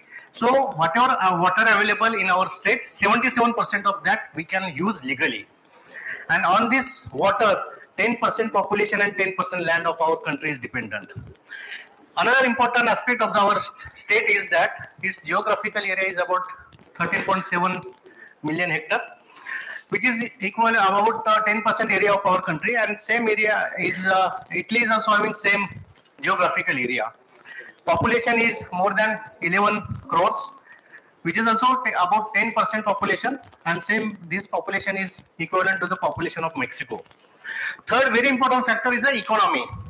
So GDP of our state is about 35 lakh crore, which is 15% of the India's GDP, and this GDP is equivalent with the country Denmark, Pakistan and Hong Kong. And last important parameter is the water resource availability. So about 164 cubic kilometer water is available in our state, and this water is available in UK. So from these 4 perspectives, we can realize that managing a state like Maharashtra is equivalent to managing a country like Denmark, Pakistan or UK. This is just yesterday's statistics, and our sugar commissioner posted these statistics on social media. So India ranked #1 in global at global level in production of sugarcane, and Maharashtra is at second rank after Brazil. So if Maharashtra is a country, then it will stood at second place after Brazil. So I don't know whether this is a good sign or bad sign, but this is a context we are living, and this is the type of crop diversity we are having. So having this background, I will discuss, I will give very brief about my presentation. My presentation is divided into 4 parts. In the first part, I will discuss with the Integrated State Water Plan, which is a legal document. It is a legal document approved by the State Water Council, headed by the Chief Minister of the Government of Maharashtra. Very little I will give in a perspective of the Maharashtra State Water Policy. Then, what are the issues and challenges? Special reference to the town planning and the habitation in the cities. And last, I will discuss way ahead. So, first, we will start with Maharashtra State. As I mentioned, we have 5 river basins. First is the Krishna River. This Krishna River has 13% of water. So whatever water is available in our state, 13% water is in Krishna Basin, and Pune is located in the Bhima sub-basin of the Krishna Basin. Second biggest basin is the Godavari Basin. It has 27% of water. Third, Tapi Basin, 4% water. Fourth basin is the Narmada, only 0.1% water. If you combine water availability in these 4 basins, it is about 45%. And on this 45% water, 92% cultivable land is dependent. Where is remaining water? Remaining 55% water is in Konkan Valley. So because of the Western Ghat, most of the rainfall happens in the Sahyadri Plateau, and 55% of that rainfall goes to the sea. So this is one of the special diversity or special variation of the water availability as far as water is concerned. In order to manage this water, state had formulated 5 irrigation development corporation. So hydrologically, this is one of the state which has its organization structure, which is synonymous with the river basin agency. So for Krishna River Basin, we have MKVDC, Maharashtra Krishna Valley Development Corporation. For every river basin, we have independent corporation. If we count the number of dams, Maharashtra has highest number of large dams. About 42% dams are in Maharashtra. And the next is Madhya Pradesh, having 16% of dam. But still, water is the issue. Why? So one point I had already made is special variability of the water availability. Second important point is the rainfall. So if we study the rainfall pattern, we will observe that out of 12 months, we get rainfall only for 4 months. And there is variation of the rainfall. This is the data prepared by the IMD based on the 100 years data. So in June month, we get about 20% rainfall. In July, 30%. In August, 25%. and in September 15%. So this is a distribution of rainfall based on the month. And total average rainfall in our state is 1,146 millimeter. But this rainfall does not happen similar throughout the state. If we see the variation of this rainfall, in Konkan it is about 3,000 millimeter. In Vidarbha it is 1,000 millimeter. In central Maharashtra it is 881 millimeter. And in Marathwada it is only 792 millimeter. This is the isoidal map. So isoidal map is a map with a line joining points of equal precipitation. So if we see this map, we will find that the Konkan area receives 6,000 or more than 6,000 millimeter of rainfall. So since today morning we are discussing about the spawn city. So this is a danger zone for the spawn city because rainfall amount is a total very huge. So having a zero runoff is very difficult as far as Konkan and Western Ghat region is concerned. Second part is central Maharashtra, where rainfall is medium rainfall, magnitude 500 to 800 millimeter. Third is Vidarbha part, having adequate amount of rainfall. And this is a sub-basin wise water availability. So you can see all the area which is highlighted in the blue color having least water availability. So middle part of Maharashtra receives the least water, and this is the most fertile land, and this is the most habitable area where there are big towns. This is a cross. If you cut our Maharashtra state and if you see how topography looks, there is a Western Ghat on west side. Here, as I mentioned, rainfall is more than 6,000 millimeter. On right side, there is a fertile land having rainfall of the magnitude of more than 500 to 600 millimeter. So, what irrigation or water resource department did till date? They constructed the dam in the Western Ghat. They constructed canal and pipe irrigation network, and they convert this stored water to the fertile land. This is the most important slide for our discussion. This is the water use across the globe. So, if we average the water use, 70% of the water is used in agriculture. If we see Maharashtra state scenario, it is matching with the world average. 73% of water is being used in agriculture sector, which is operating at 50% efficiency. Second consumer of water is drinking water. 24% water is used for drinking purpose, and only 3% water is used for industries. And honorable member MWRA is sitting here in the audience, August gathering. So recently, the state government had MWRA had published the water tariff. In that water tariff, about 60% of the cess is collected from industry. So industry is using only 3% of water, but 60% of the revenue is collected from the industry. So you can see the cross subsidy, which is optimized by the MWRA. Coming to our main topic, Integrated State Water Plan. This plan is mandated as per National Water Policy 2012. There is a provision for preparation of this plan. Then as per our state water plan policy, which was published in 2019, there is a specific provision for preparation and approval of this integrated state water plan. And also there is a provision in the MWRA Act, Maharashtra Water Resource Regulatory Authority Act, that the state shall prepare a state water plan which will encompass all the water availability and propose water use, and this plan will be approved, and accordingly this plan has been prepared. So this plan has been prepared considering the requirement of all the sectors. This plan was recommended for approval by the State Water Board, which is headed by the Chief Secretary of Government of Maharashtra, and this plan was approved by the Chief Minister. And this is the stages. As I mentioned, there are 5 river basins. So this plan has been, and there is a very small part of the Mahanadi river basin also. But hydrologically, we don't count that water because that most of the water falls in the forest area. So that water is not usable water.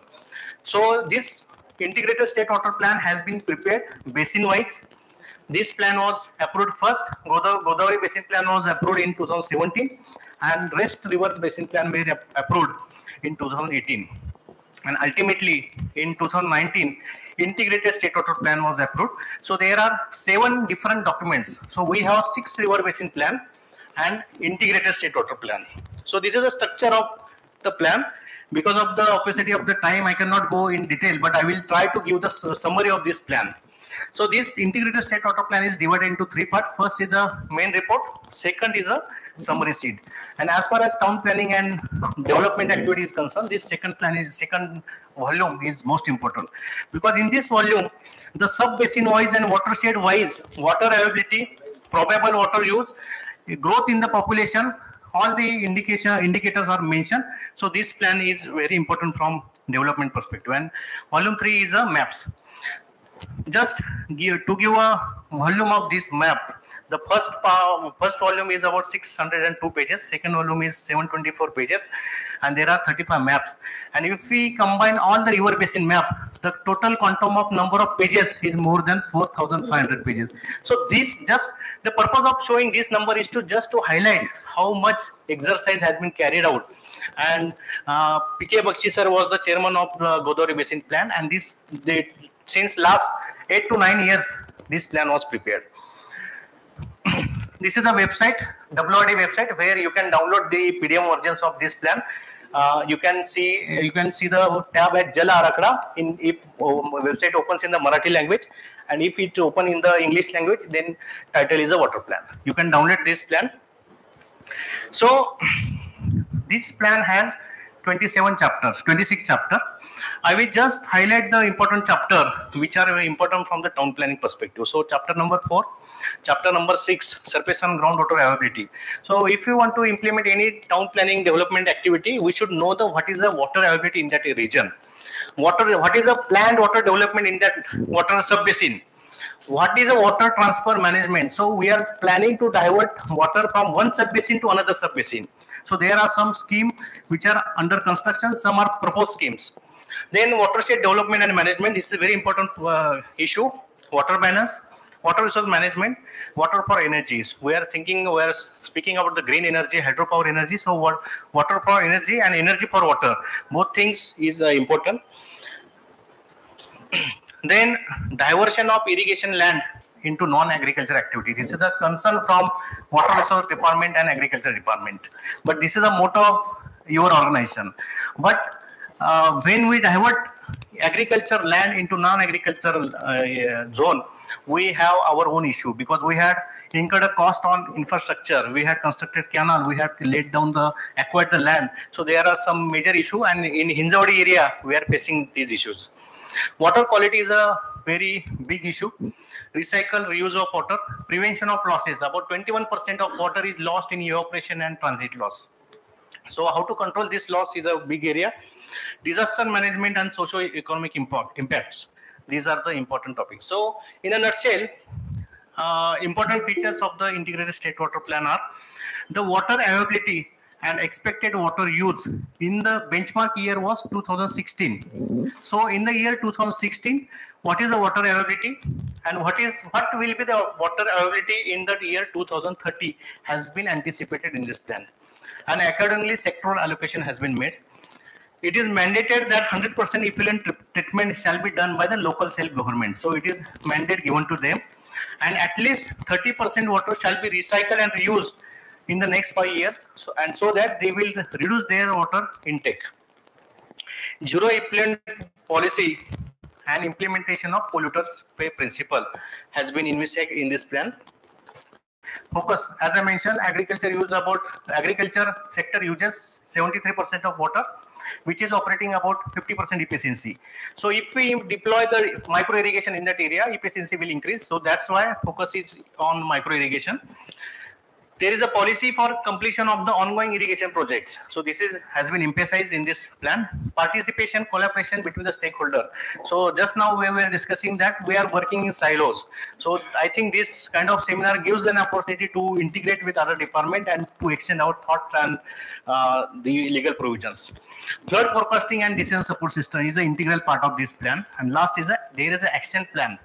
So this document does not only highlight the actions to be done, issued, but it also laid down the action plan. So this is a snapshot of the water availability and water use. So important is total water availability in our state in 2016 is about 10,436. this water availability will be increased by 541 TMC. How water will be increased? Not because of the rainfall will increase, because we will get water from recycle and reuse. So that's why we will get additional water for further use. Second important factor is there is a provision for water allocation for the ecology purpose, as well as water will be made available from other sub-basin. So we are importing water from the Konkan basin to the Godavari basin and Krishna basin. So there are two channels. First is the import of water from other sub-basin, and second is the recycle and reuse. And in this way, we are getting about 550 TMC of additional water. And roles and responsibility of each and every department has been highlighted in this plan, and this is a summary of those roles and responsibilities. So I will very briefly touch upon with the Maharashtra State Water Policy. So how this policy evolved? So first there was a National Water Policy which was published in year 1987. Then it was revised in year 2002. And again it was revised in the year 2012. So latest approved National Water Policy is of 2012, and recently Government of India published the draft National Water Policy. The State Water Policy was published in year 2003, and it was revised in 3 years ago in 2019. And this is a snapshot of the important provisions. So there are 5 parts of this policy. The important part is water use priorities, and these policy highlight the other important areas like groundwater, pollution, water quality, and those aspects. I will just give 1 minute to the water priority of water use. The first priority for the water use is for drinking purpose, hygiene purpose, and sanitation. So if we have limited water, or in a drought year or in a bad year, if we have less amount of water, we will reserve that water for drinking purpose.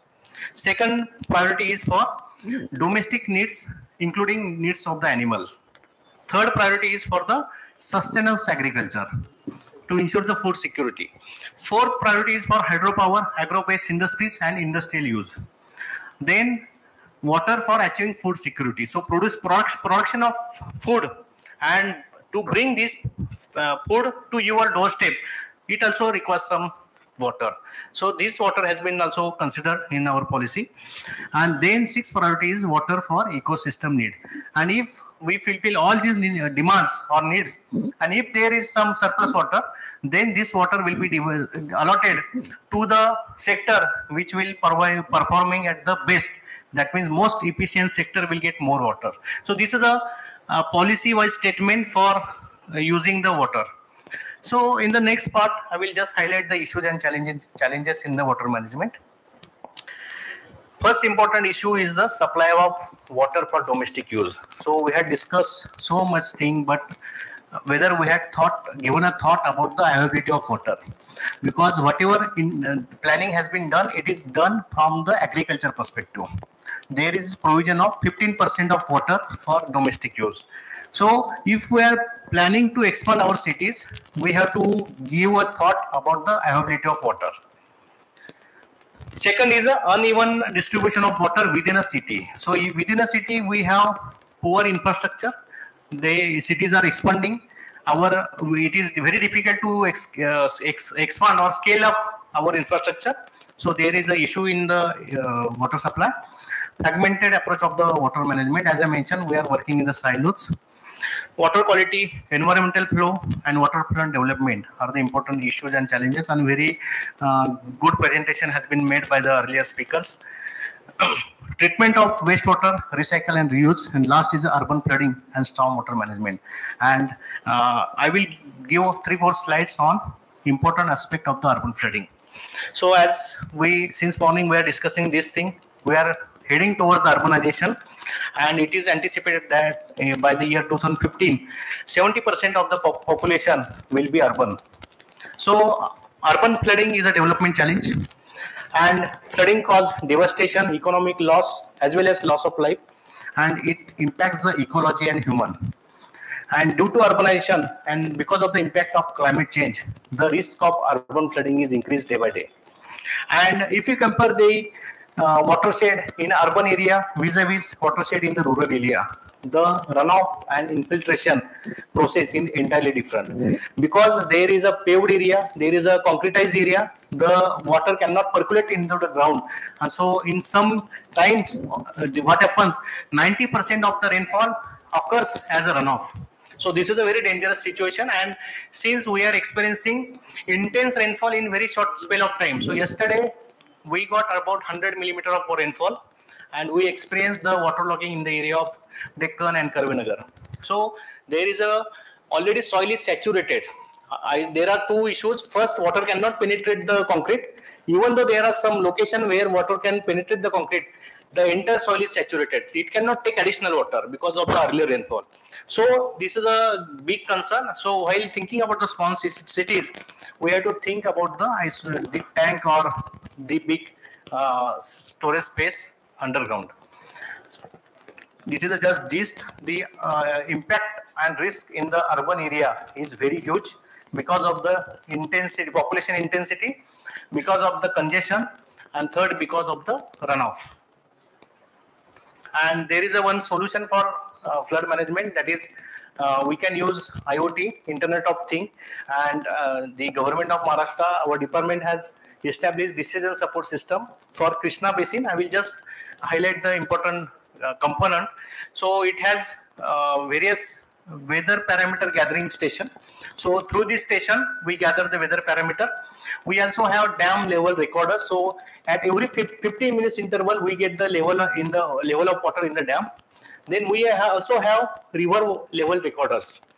Then this information is received through communication channel, and we had established a server room at Sinchan Bhavan, Pune, and we get all this information in a digital platform at interval of 15 minutes. So we get weather parameter, dam level, the runoff in the river, and we had prepared a model. Using this model, we can anticipate the inflow in the dam and probable discharge from the dam. So this model has been implemented for Krishna River Basin, and all the automatic weather station has been installed. And this, because of this, even though the rainfall and these cloud burst instance are increasing, but still we are able to manage. This is, I think, I am reaching to the end of my presentation. So as we prosper, the water consumption increases. But whether we think about the disparity between the urban water use and rural water use. So I think in rural areas, the people are more they have more wisdom, and they store the recycled water and they again reuse. Then in cities, what happens? We are using 100 liters of water just for bath. And there is third aspect, economy. Water is not free. Water is not reaching to our tap, not free. It has a cost. So equity of water use is a big concern. Economy of water is an issue, and third is a sustainable water use. So at last, I can say that we have enough water. Maharashtra has enough water to fulfill our needs, but no water for wants. So with this, I will end my presentation by saying we should enforce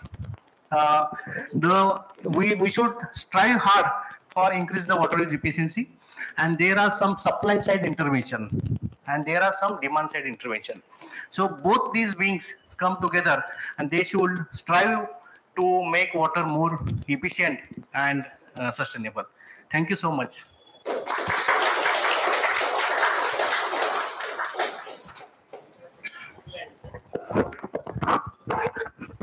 Thank you, Mr. Kohli, for presentation on integrated water management and Maharashtra water policy. You have also shown interest in recycling and reuse of water. Though Maharashtra has a large water availability, but for our future generation, we must conserve the water, and we have to create more and more water sources for the city to survive in future. And one more thing, that he has given some direction to check on the users which are permitted in node development. Like Thompson is scheme for 20 acres, 25 acres. We must first establish that there is no proposal of department. No, this is talk and talks of the technical session would lead to me as a director that, like for TOD, there is a precondition of impact assessment. Can it be if somebody is coming for 50 acres and more, some kind of bigger intervention of this nature be a precondition? It's not just recycling and all that. It's too small. Maybe a water leak, whatever. Where to think about it?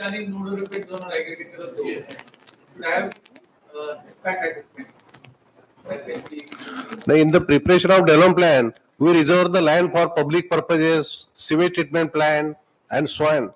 But we are not reserving the land for the water bodies or some water resources. At least we should have. At least there is need to reserve the land for the water bodies for the cities to survive. That will of course follow the contours and the geography. Yeah. Since we are prepping GIS-based master plan, now it's easier. Earlier we were prepping manual plan, but we have to make the use of the GIS data, contours, elevation, and we have to identify the low-lying areas in the city, and that we can make water bodies in the low-lying areas. Thank you, sir, for giving us the insight on state's water policy and water plans, and also for giving us a very crisp overview of water basins in the whole state geography. Also, thank you, our moderator, for giving us a summary of our session. Thank you. Moving forward to our next speech, I request Shri Ravikant Deshmukh, planner, to please felicitate our next speaker, Dr. C.P. Bhoyer, Deputy Director, R&D, GSDA. I also request sir to please come on the dais.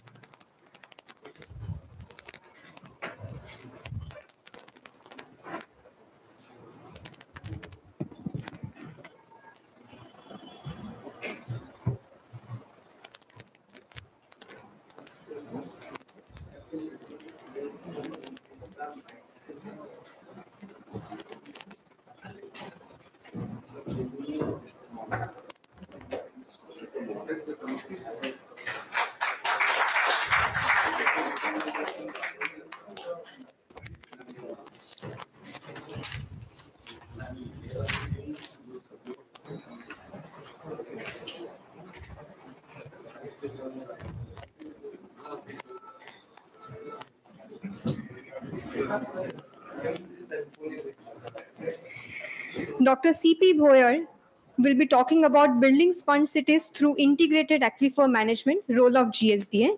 Let me give a brief introduction about Dr. Bhoyer, sir.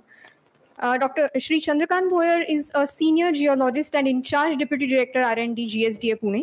He is a PhD holder in hydrogeology and has over 25 years of experience in the field of hydrogeology. He has published over 12 research papers and abstract, has co-authored book Maharashtrachi Bhujal Gatha. He's also a resource person for GW training at Yashoda Pune and Mitra Nashik. I request sir to please deliver his.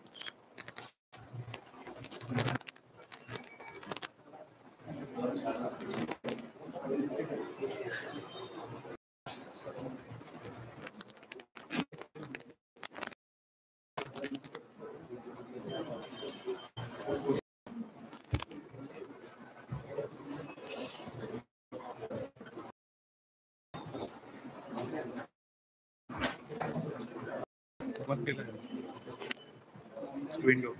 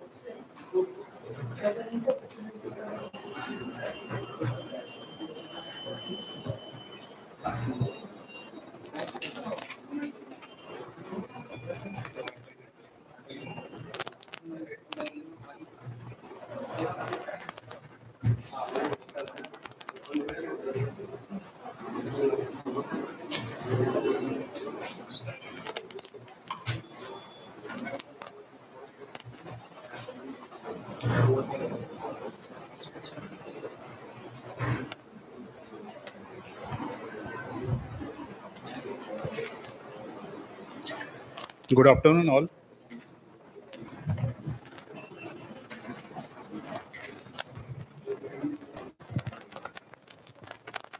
Just after the surface water presentation, it's about the groundwater. Uh, Many of the things are presented by the earlier speakers. With respect to the groundwater and how GSDA can help in making the sponge cities, that will be the focus of my presentation. Sequence groundwater use in urban context, aquifer, the main water-bearing formation and its delineation, aquifer-based groundwater management plan, and how can we monitor the groundwater level and water quality, and how can we make the sponge city with the help of aquifer management. So urbanization, as you all know, that the urbanization is growing at the fast speed, and almost 50% is urbanized. Maharashtra is almost 50% urbanized, having 61.61 million people staying in the urban area, and Maharashtra is the third largest urban state. These are the major cities having the population more than 1 million. It shows about how the population density varies from the city to city and how it burdens on the infrastructures. So groundwater issues and use, although it is spoken that the very few or very little percent of the groundwater is used in urban context, but it is the fact that about the 50% of the urban population partially or fully depends upon the groundwater. This percent may vary from ULB to ULB, but in absence of the database, because there is no concrete database available for either for the urban or the industrial, how much is the groundwater used? Because as a groundwater survey and development agency, our main focus is for the rural area, and very little infrastructure is being developed in the urban context. So with these estimates, about 3 crores urban population is partially dependent on the groundwater, either and mainly wherever the city is growing up, the peri-urban is the main focus area for the groundwater utilization, either for the building infrastructure or later on it is converted for the drinking and the domestic purposes. So same is the case with the PMC and PCMC also. So with this estimate, around 80 to 100 million cubic of groundwater is estimated to be used in the urban area, and this figure is going to be double in the next 10 years. As the earlier speakers said about that, as per the state water policy for 2030, the need is going to be escalated. So more stress will be accumulated on groundwater in the future urban area. So, apart from the availability, there is one more concern and is of the prime importance, that is the groundwater quality. Because of the solid waste disposal or the liquid disposal system in the urban area or semi-urban area, the groundwater quality is being deteriorated constantly, and it is observed in our water quality monitoring stations. We are also working with the Namami Chandrabhaga project. So here we have mapped the groundwater quality in Bhima Basin. So there are very few good potable pockets of the groundwater quality in that area. So how can we go for the groundwater management in the urban area? Yes, we should have the aquifer map. We should delineate the aquifers in the urban area. Then based on that, we should go for the groundwater management. And of course, just like the network as established for the surface water monitoring, we should also establish the network for groundwater level monitoring as well as for the groundwater quality monitoring. And with the help of the real-time or near real-time map generated based upon this database, we can take the close monitoring actions on that. So what is aquifer? Aquifer, as we know, that it is geological formation which can yield the significant quantity of water, of course the groundwater, for economic extraction from wells. And it has types: shallow aquifer, unconfined aquifer, leaky aquifer, confined aquifers. The more for general convenience, we can say that the aquifer which is tapped by the dug wells, it is unconfined aquifer or the shallow aquifer. The aquifer which is tapped by the bore wells and deep bore wells, it is semi-confined and the confined aquifers. So while going for the planning, we should know the nature and the storage of all these aquifers in the city area or whichever the area of target is. So as far as the geology of Maharashtra is concerned, we have almost 92% of the area is covered by the hard rock geology, of which 82% is by the basalt, which is the igneous hard rock area, having a very less storage coefficient or the specific yield component as with respect to the its area. So about 1 to 3% is the storage coefficient or the specific yield for the basalt, and same is with the metamorphic rocks. So this 92% of the area has very limited storage coefficient. So while planning, that should be kept in the mind, the storativity and the transmissivity of the aquifers. So in earlier projects undertaken by the GSDA for some rural areas, we have aquifer-based groundwater management studies. From the 7 districts spread across the Maharashtra, we have delineated the 12 aquifers, and accordingly we planned for that. So while going for the aquifer mapping and the delineation, the general procedure that is adopted is the historical analysis, whether it is for the rainfall or for the existing observation well, which speaks about the long-term groundwater trend in the area. We have around 32,000 observation wells spread in the almost all the villages of the Maharashtra, which we monitor the groundwater levels 4 times in a year. But of course, the earlier monitoring station which were located in the semi-urban or the Gram Panchayat area, now it has converted to the urban or semi-urban part.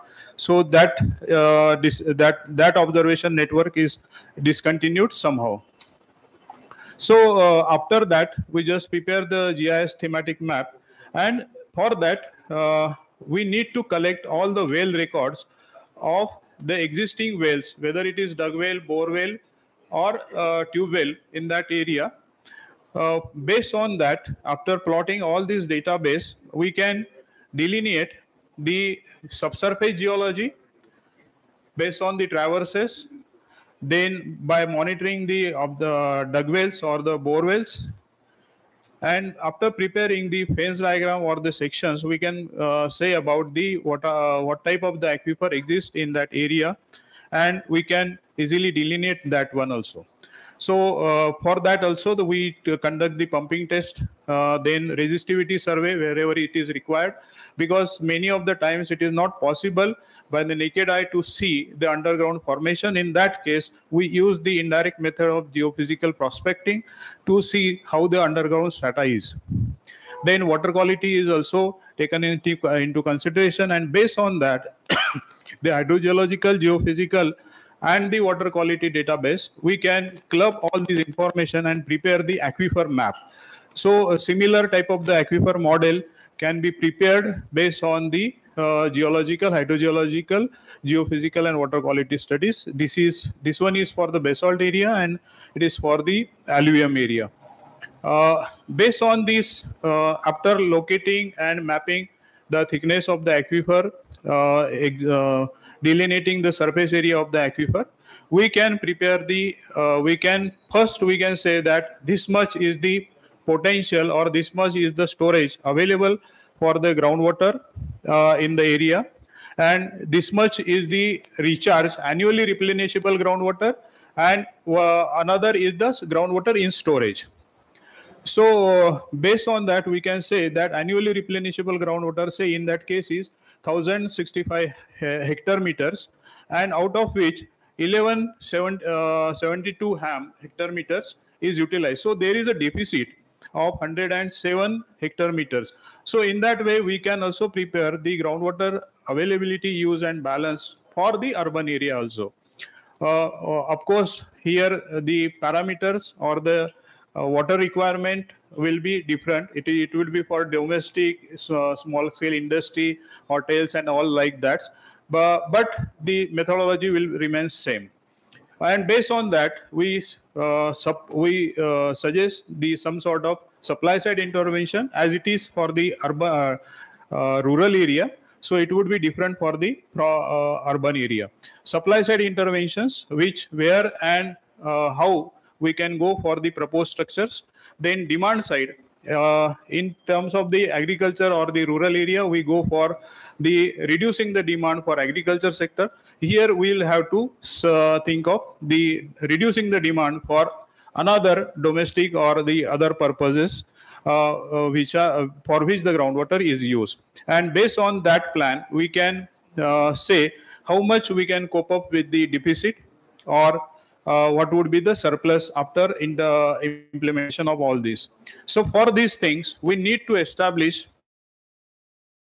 after establishing the groundwater map or the aquifer map for any urban area, we need to establish the groundwater level and quality monitoring network so that the map which we have prepared can be revisited and accordingly refinement is done. We need to construct the piezometer, that is the boreholes, because the dug wells in many of the ULBs are abandoned or it is either closed or abandoned. So we need to construct the piezometers in that area for shallow aquifer monitoring, for deeper aquifer monitoring also. And we need to install the digital water level recorder having telemetry facility so that we can get the real-time monitoring and management networks. So similarly, as shown in this slide, we also have the network of 32,769 observation wells in the rural Maharashtra, and we are also installing the piezometers and DWLR in 1100 panchayats in Bhujal Yojana also, and 336 automatic water level in NHP, National Hydrology Projects. So based on that, we can prepare such type of the groundwater level map, and it immediately gives the advisory where is the problem and how can we go for the resolving that. So real-time groundwater level and quality maps will help in real-time groundwater management in cities to make them the sponge cities, because once we know the aquifer strength in terms of its transmissivity and in terms of its storage coefficient or specific yield, then we can say that this much is the limit for storage in the aquifer, and beyond that we cannot store. So we have to plan for the alternatives. So based on that, we can get the real-time or near real-time maps from these networks. So for that, as a groundwater survey and development agency, we can prepare the detailed aquifer mapping of the 44 urban spots, which include the 27 council and these corporations. So we can prepare the aquifer-based groundwater estimation and balance for an urban area, identify the pockets for groundwater recharge and surface water based on this study only. Prepare the rainwater harvesting strategy for the city, because everywhere when we compel for the rainwater harvesting for every society, and if the groundwater or the aquifer does not permit the rainwater storage, then it won't be the advisable solution that you go for everywhere the rainwater harvesting and recharge the groundwater, because the acceptance should also be there. So where the aquifer is not there, where the acceptance is not there, we should go for the storage options instead of the groundwater recharge options. So in that context also we can help. We can suggest the measures for restoring groundwater quality in contaminated area, because once we identify the pockets and the source of the contamination, we can go for the restoration of the quality to some extent. Then we can advise the urban authority for groundwater management to make the sponge cities. Thank you. Thank you very much.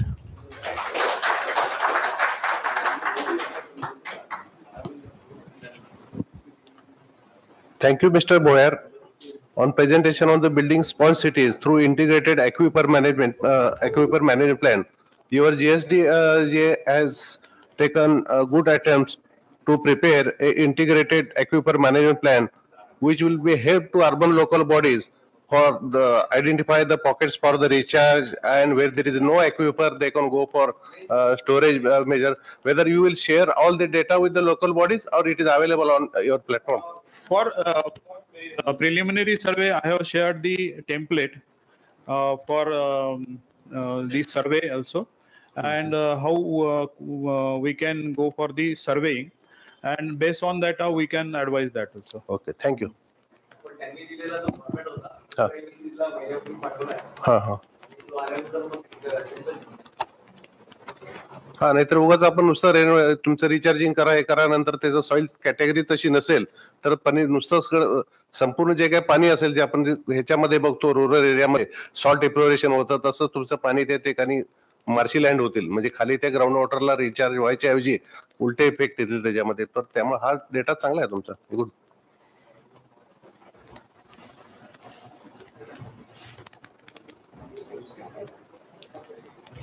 Thank you, Shri Boyer sir, for showing the importance of groundwater data. Also, thank you for the presentation. Next, we have presentation on sponge cities by the study group formed by. दोन पॉइंटवर address करा.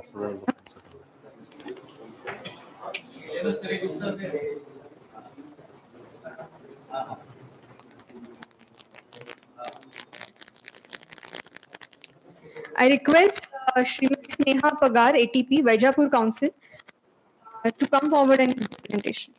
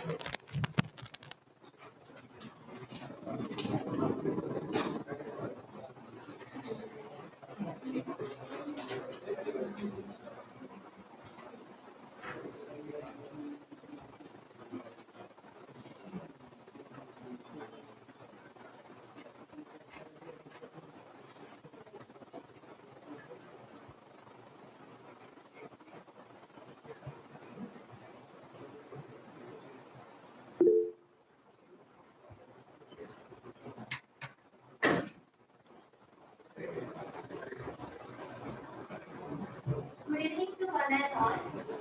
I will be presenting on the topic water sensitive urban design and approach towards small cities. So,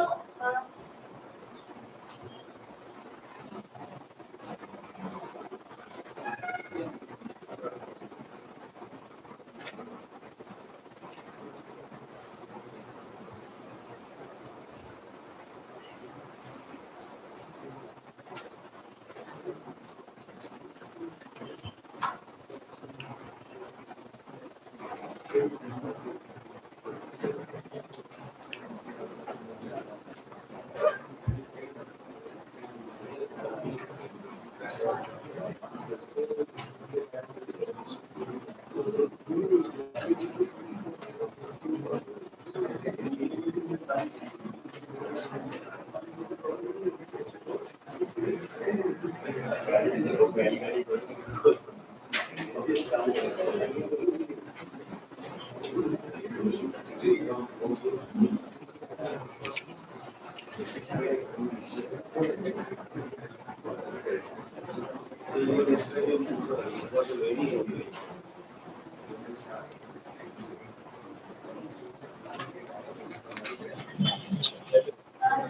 why there is a need for shift towards this new approach? As we know that impervious surfaces in urban areas include buildings, structures, rooftops, sidewalks, and heavily compacted soils in some cases. So with the vegetation removed and hard surface created, there is a decrease in the rainwater infiltration and the natural groundwater recharge, and resulting in the increased runoff rates and the volume, and there is decrease in the groundwater recharge at the waste flow to urban streams. So this altered hydrology causes the environmental impacts like downstream flooding, stream bank erosion, and deteriorating the water quality, and consequently loss in the aquatic biome. So this graph is basically representing the graphical representation of hydrological parameters of runoff versus time before the development and after the development. If you can see, the post-development graph is showing there is increase in the runoff volume at a very late time of duration. So there is a need for this new approach. So what is a water-sensitive urban design and planning? Basically, it is used to integrate the urban water cycle, that is, water supply, wastewater, groundwater, and stormwater management can be done with the help of spatial planning and urban design. If we see the comparison between conventional practice and water-sensitive urban design approach, we'll take to know that in conventional approach, it is a fragmented approach, means water supply, wastewater, and the stormwater. These three systems are physically separated systems. But in integrated approach, the integration and design is by the physical integration is by design. So the water supply, wastewater, and stormwater, these three systems should not be considered as a separated system, but should be developed as the coordinated management with a highly coordinated management. The second is linear urban water cycle. Linear urban water cycle means the water follows a single path. Means water is used for a single use.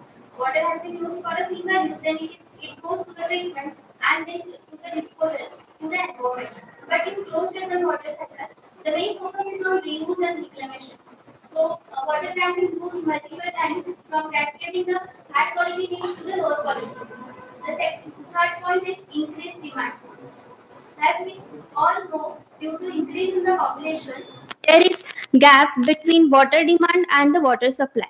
So what practices are there? This gap is this increased water demand is made through the capital investment in the resources. But in water sensitive urban design and planning approach, it is reduced demand. That means the demand can be reduced by the use of water conservation techniques like rainwater harvesting provision and reuse and recycle of the water. So in the reduced demand, we have to think for the decentralized treatment system, so that water can be used at the source. Local water resources can be used, and the wastewater can be treated at the source itself. So the length of the path of the infrastructure or the length of the infrastructure gets reduced. It will automatically reduce the cost, infrastructure sizing, and occupied land area. The next point is stormwater as a nuisance. Stormwater in conventional approaches, the tendency is like we have to convey this surface runoff as quickly as possible from the urban areas. But stormwater should not be considered as a nuisance, but it can be used. Stormwater management techniques can be used to enhance the urban landscape. If we inverted the flow of the stormwater and allow it to infiltrate the aquifer recharge can also be possible. Centralized is better. This is the tendency in conventional approach, but decentralized can be possible. Scope of water sensitive urban design planning intervention in Indian cities. As we are here because we all know we have realized the risk of not addressing the water and land management at the early stages of the plan. So there is utmost need for more integrated land and water management in the early stages of the planning. If we see the URDP FI guidelines, that is Urban and Regional Development and Plan Formulation and Implementation Guidelines, they have given the guidelines to prepare the land to break up for different urban sectors, like from small towns to the metropolitan cities. If you can see this pie chart, they are all showing that the maximum percentage of the land is given for the residential use. So, residential clusters, which include most of the impervious sectors, like building structures, payments. So, we have to look on these residential clusters for reducing the floods and the stream bank erosion and all the environmental impacts. So, there is a scope in Indian cities. And this scope, that is various strategies and methods that are stated under water sensitive urban design and planning, can be applied at according to the scale of planning. That is, first we can segregate the planning at 3 scales. First is the city level, that is zonal level, that will be the planning stage. The second is neighborhood or the institutional stage, that is planning and designing stage. And the third is individual level, that is designing stage. For planning new areas or the peri-urban areas, we can go for the water sensitive urban design and planning, because these areas have the potential to locate the open spaces. At the city level, we are having existing documents like master plans for the city, city development plans, regional plans, city sanitation plan, environmental management plan. So the opportunities are associated by locating the water bodies, parks, recreational areas, green areas, public and transport systems. If we see the water bodies in densely populated urban areas, we see the water bodies and lakes are highly contaminated because of the inflow of the untreated sewage due to lack of sanitation services. So, by planning, we can plan these water bodies and lakes with green buffer zone. That green buffer zone will act as a treatment zone or the protective layer. The second is recreational areas or the open space. While locating the open spaces, if we consider the geohydrographic pattern or the natural stream system, then this open space can serve the purpose of both, like recreational activities, and it can also help to prevent and mitigate the flood at some level. Because of these open spaces, the water will get, storm water will get retained at the spaces, and it will get infiltrated into the soil, and it will lead to that river recharge. While if we see the public and transport, that is road networks. So road networks constitute up to 70% of the impervious urban area. They serve the basic purpose to transport the goods and people, but they also constitute the major part of conveying the storm water. They constitute the major drainage system. If the underneath below the ground underground pipes have gone beyond their capacity, then this surface runoff follows the path of the roads. So we have to focus on the roads. We can give the pavement, permeable pavements for this purpose. Then the then the second stage is neighborhood or the institutional stage. This is for the large campuses or built-up areas where the development has been already done. So at this stage, we have the existing documents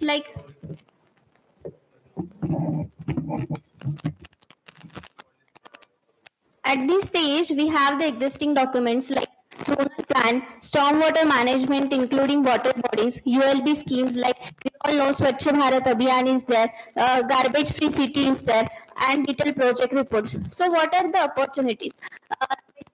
This neighborhood or institutional scale is we can divide it into two parts, like stormwater management and wastewater management. In the wastewater management techniques also, we need to look the we need to focus more on the decentralized infrastructure system of the sewerage network, so that our cost, the infrastructure sizing, and the land occupied will get reduced.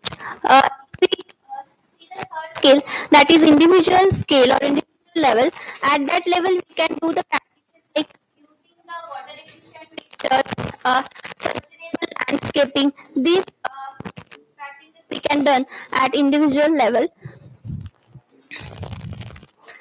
So these are some sustainable urban drainage structures that can be implemented at public open spaces.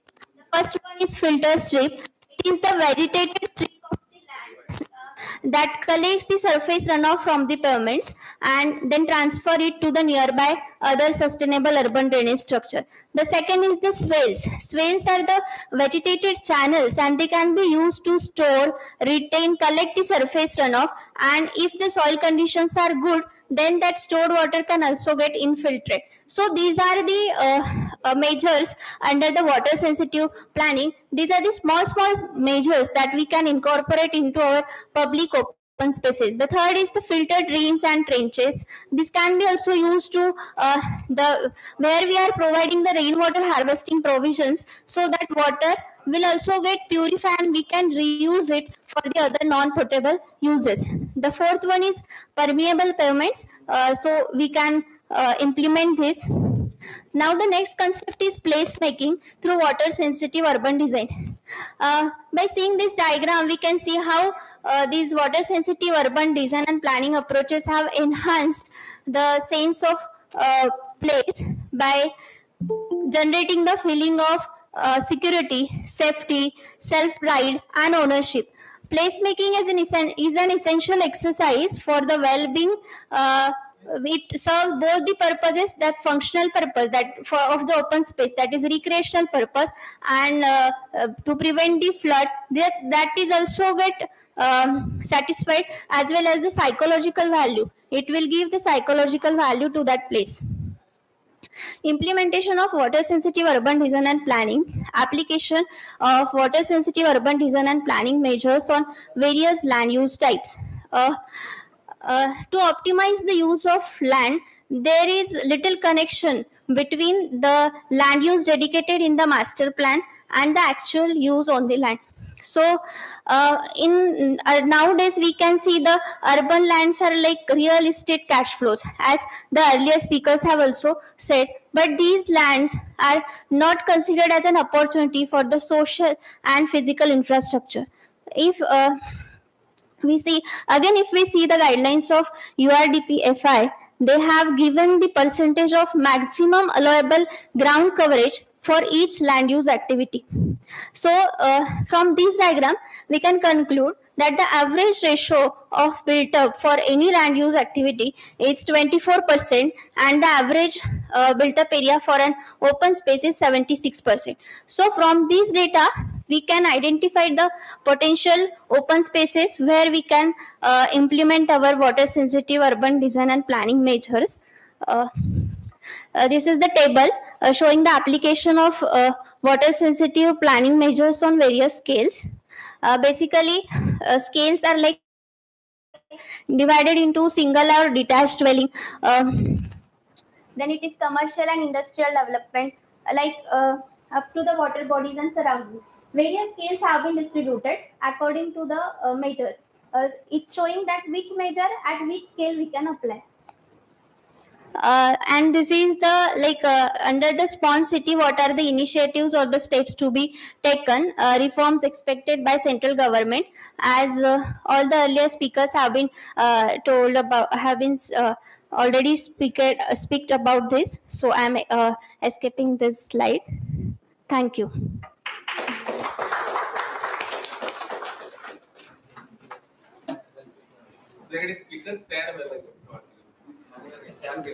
Thank you, Sneha. Well done. Very nice presentation on water sensitive urban planning, design and planning. I think this is one of the urban reforms of the government of India, and we must incorporate while preparing the development plan There should be one chapter and one GIS layer of this water sensitive urban planning in our development. Thank you, Srimati Bangar. Thank you, sir. Moving on to the next speech, I request Shri Milind Patil, sir, Chairman ITPI, Mumbai Regional Chapter, to please come forward and say a few words.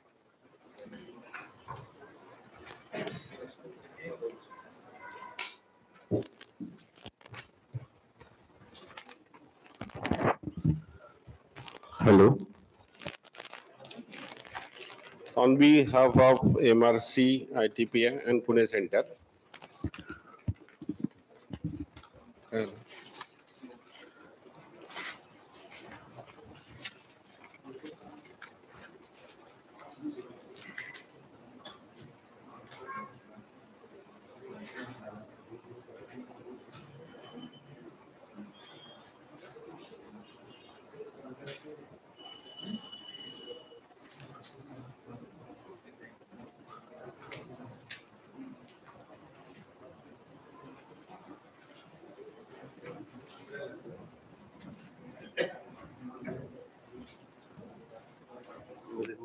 त्यांना काहीतरी दोन प्रश्न विचारले होते जितेंद्र भोपळेने, त्यांना काहीतरी 2 मिनिटं दे त्याच्यावर ते सांगा. प्रश्न विचारायचे का कोणाला? जितेंद्र भोपळेने विचारले, त्यांच्याकडे दिले, ते रिप्लाय करतील जरा ऑडियन्सला. हा, आता घेताय आधी. हा, ते आधी घ्या, नंतर तुम्ही कल्पना. कोणते प्रश्न मला नाही माहिती दिले त्यांच्याकडे, तुम्ही जरा सांगता. बोल. प्रश्न काय आहे? Before I say something, there are 2 questions online received for Sri Kolle, Superintendent Engineer, Irrigation Department. I request him to highlight the questions and give the answers. First question, 2 questions were raised from Jitendra Bhopale. First question is, what you will suggest any key points to be taken into consideration, I think, in respect to town planning. So I think there are 6-7 issues which I had already highlighted in my presentation. Just I will recapitulate. First is understand the rainfall pattern, because the rainfall pattern is changing because of the climate change. So study past rainfall pattern and anticipate the upcoming rainfall. Second is preservation of stream and lake in a town planning. So I think done in the Japan. So they had made a control plan, and based on the control plan, they prepared the network of the roads, and the depression has been marked as a detention storage. So in such a manner, if we can do, then the flood hazard and flood intensity will reduce. Third is reduction of water by recycling. So ideally, we should have 2 lines in our society or in our house. First, taking down the toilet water, and second, taking down the kitchen and other water. And this can be the other water can be recycled and used for the garden purpose and any other purpose. So I think this can be mandated in a proposed development plan. And last point is a flood line and demarcation zone along the reservoir. So this is an important concern. And recently, government had issued guideline that there will be no construction zone from 100 meters from the periphery of the reservoir. So we have to respect this notification, and we also respect the flood lines marked by the department, that is blue line and red line. The second question was regarding while planning of development plan for a city, rather than rainwater harvesting or source of water which should be identified. I think surface water and rainwater harvesting both are complementary to each other. But considering the cost aspect of the rainwater harvesting, I think in many of the city, rainwater harvesting is carried out just to get some concession in the property tax. In reality, many of the societies do not exercise this rainwater harvesting in true spirit. They are just making some tank, they are just taking outlet from the rooftop pipe, terrace pipe, and just leaving. They are not utilizing this water and not decreasing their demand. So our approach, government intention is to decrease their water demand. So second part is not happening. So I don't know what can be the regulation mechanism, because government cannot manage each and every individual. So I think this is a social responsibility, and maybe NGO can come forward and have a social water audit for the society so that their demand for the water can be reduced. Thank you.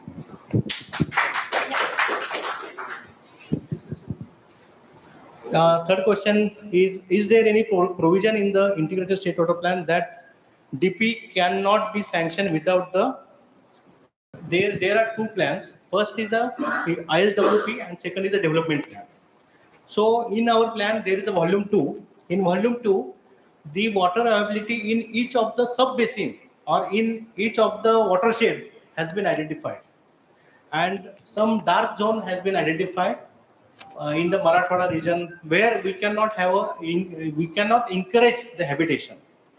So there are no direct restriction for the DP, but there are enabling provision for the having more habitation in the area where water availability is more.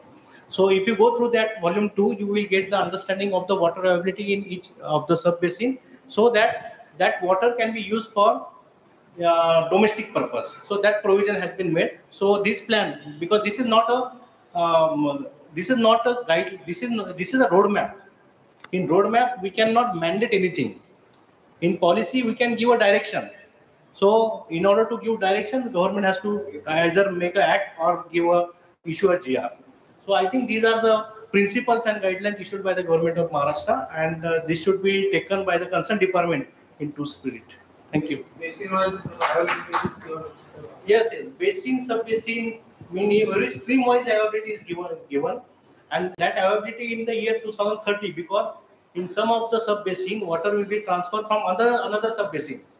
And recently, government of Maharashtra is planning to divert flood water from Kolhapur and Sangli to the Bhima sub-basin. So this is a changing scenario. So in fact, the last chapter of this state water plan says that this plan should be revised at every 5 years interval. So this is not a static plan, this is an dynamic plan because water scenario is changing. Yeah. Volume 2 वाचल्याशिवाय DP बनवू नका. कायद्याने बनवून काय तुम्हाला कळत नाही. त्यांनी plan केलेला आहे सर. त्याचं म्हणणं आहे की तुम्ही प्लॅन सोर्स असल्याशिवाय तुम्ही जुनी सोय करू शकत नाही. आता पुण्यामध्ये डिसिजन आहे sir guideline in Pune, sir, we witnessed that there are many societies in the fringe area, which in the building permission, the permission is given based on the condition that developer will makes arrangement for the drinking water. But after handing over that society to the owner, there is only tanker is the only source, and entire budget of the society is spent on the water. So this is a very severe situation, alarming situation. And as you rightly mentioned, there should be such provision that there should be assured source. But in Pune, there are some big societies like Magarpatta, Amanora, Ambe Valley, like Symbiosis campus. So what they did, they identified their own source. So they carried out the analysis of rainfall happening within their jurisdiction. And they proposed dams. For example, in Symbiosis Labade campus, they constructed 3 dams. They had taken official permission from the government of Maharashtra to construct those dams. We regularly inspect those dams from the flooding and overtopping point of view. But whatever water they accumulate in the dam, they can use for their purpose. And this, they are not encroaching upon others' water. And government is charging for that water. So royalty is taken by the government. So such kind of intervention is needed. For township, we have made it mandatory. Yes. For integrated township, they have to identify the source. They have to. But the regulator has another stand about the township. So if water is supplied by the irrigation department to the Pune Municipal Corporation, suppose charges is X. For township, charges is 5 times X. So we are charging 5 times. So we are not encouraging the water supply to the township because it is a private entity. This 2022 tariff. 2018 tariff. I am advocate of Mahashande, member law, Maharashtra Water Resource Regulatory Authority. 2018 we had a tariff, and 2022 we made a new tariff in which we have removed that 5 times of that. So now it's not 5 times. So there are good. That was required. Yeah, that was required. Because otherwise they won't come forward. Yeah, good. Thank you.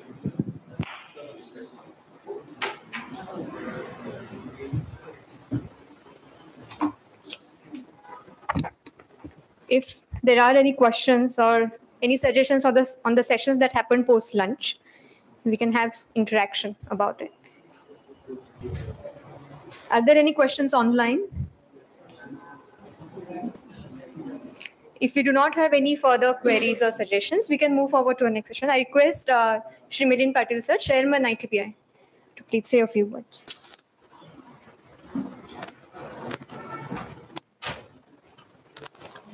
Hello. On behalf of ITPI MRC and Pune Center, first of all, I congratulate or I'm much thankful to our director Avinash Patil that he has organized this seminar. And first time our dais has already been so full, I have seen, with all the speakers in a one-day session. No doubt, it was a hectic day for all planners as well as all the delegates which are present here. But each and every speaker is a learned speaker and they have given a very good presentation and they have shared their practical knowledge and views in the form of statistical data, which emphasize us as a planner that we should not do only the physical planning, just land use, FSI, built up, road. But from the today's seminar, our planners should learn that we should have a vision of environment, GSDA, as well as other department, hydrological department, before planning or before formulating any scheme with higher FSI. As you said, there are so many schemes that government has already floated, some has already closed, the rental housing scheme, SRA schemes, then ITP is there. Now your cluster development is going on now. So while formulating any schemes, we forget about all these aspects, or we can say we are giving very less importance to such little aspects. But from the today's seminar, it is clear that planners should have knowledge of all the departments and all that is environment, hydrological and everything. Then only the one planner can prepare a development plan or a regional plan very effectively and as per the society's requirement, which not only take care of the society's requirement, but also will take care of the environment. So that way, we should thankful to our director Avinash Patil for such organizers wonderful for bringing all these wonderful speakers for today's seminar. Now, as rightly said, as far as water conservation is concerned, Superintendent Engineer Sri Kolle, he has given a very good presentation showing that there is no scarcity of water. What is needed is, that is only for management of water, proper management of water. He has given all the statistic data. There is no need of creating any source of water. The need is that only to have the proper management of available water.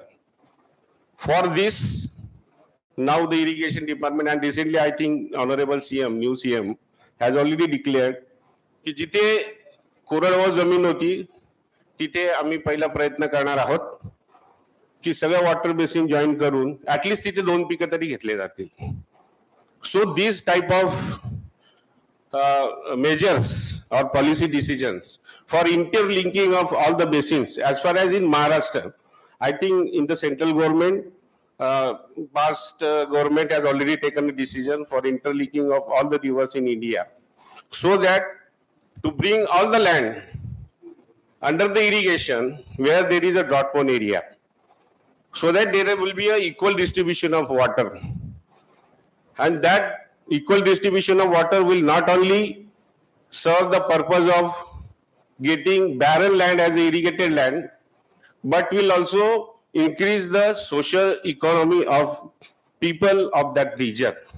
That is also a major part of your planning when you are planning for development plan or regional plan. Then definitely from the today's deliberations,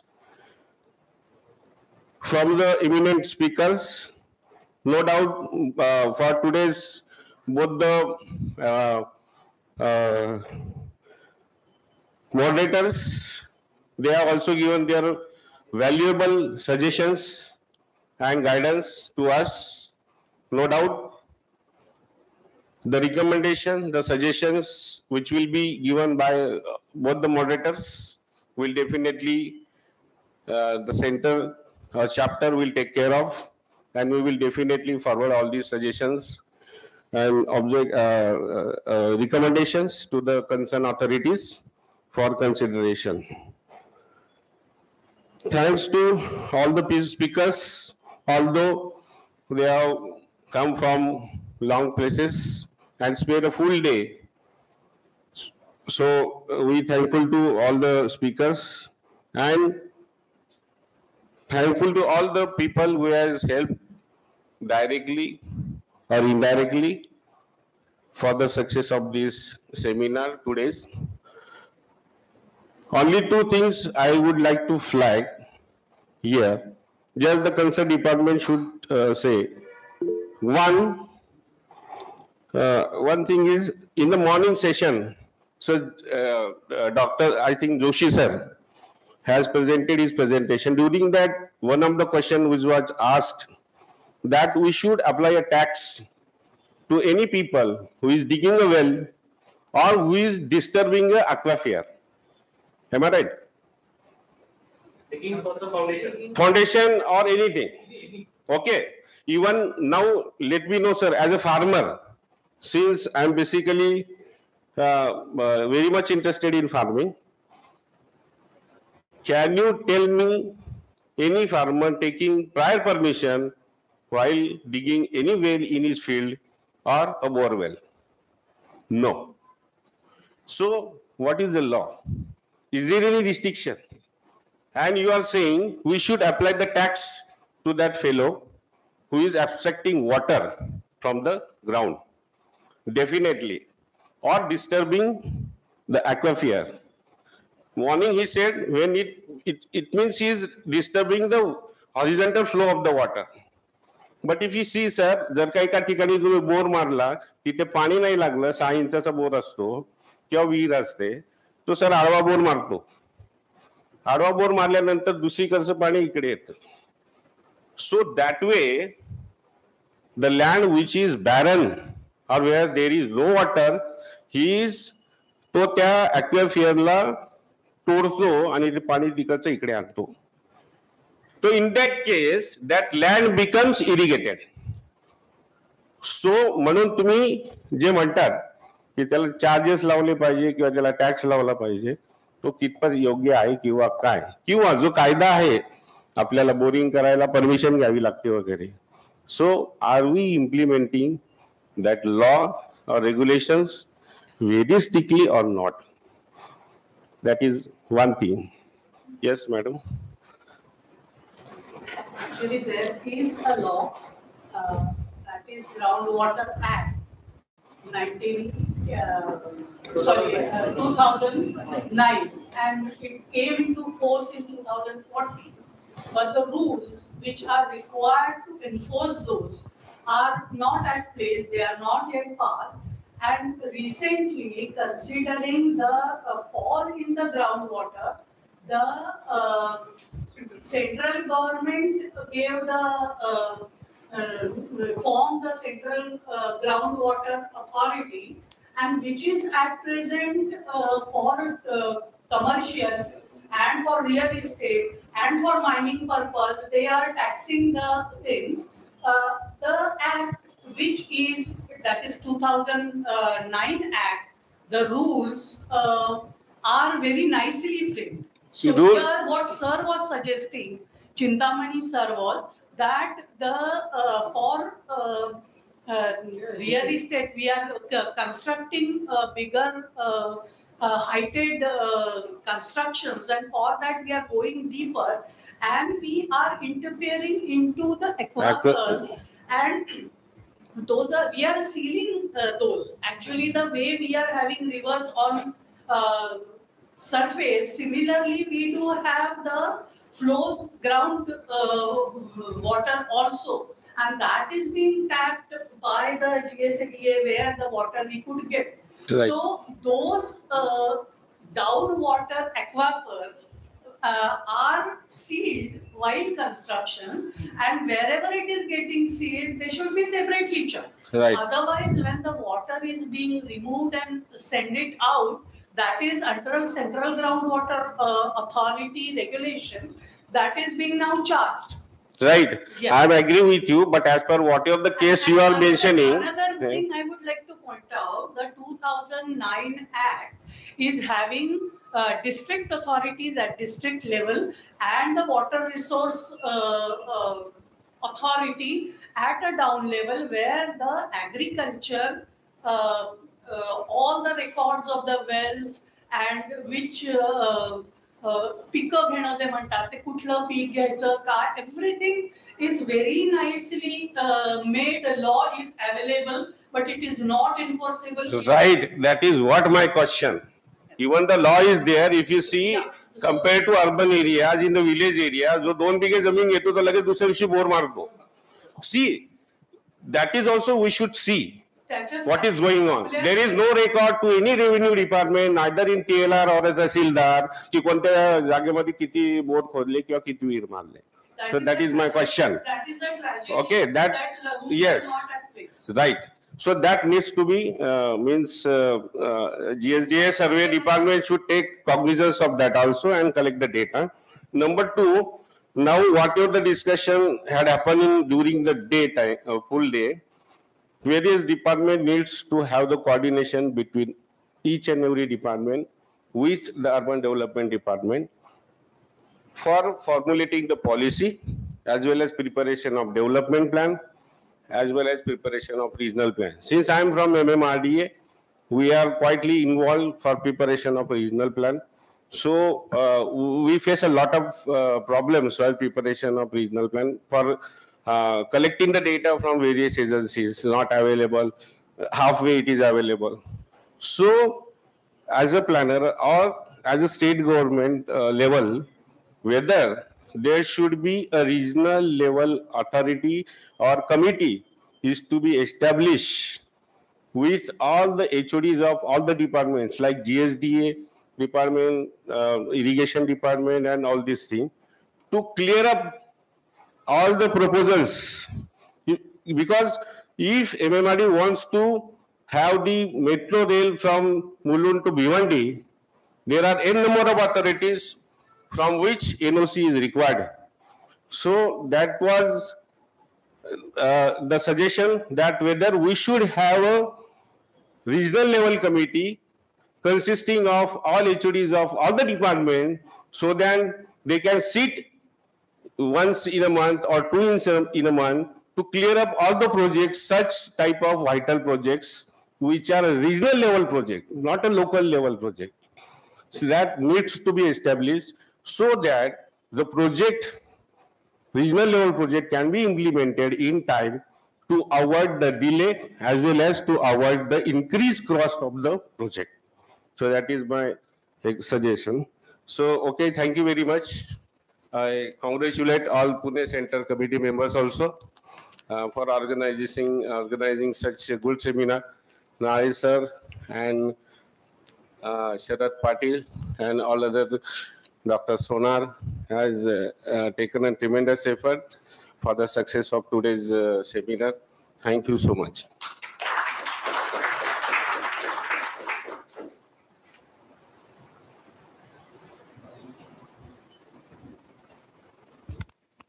Thank you, sir. Moving to the end of the seminar, I request Sri Sonar sir to please come forward for the vote of thanks.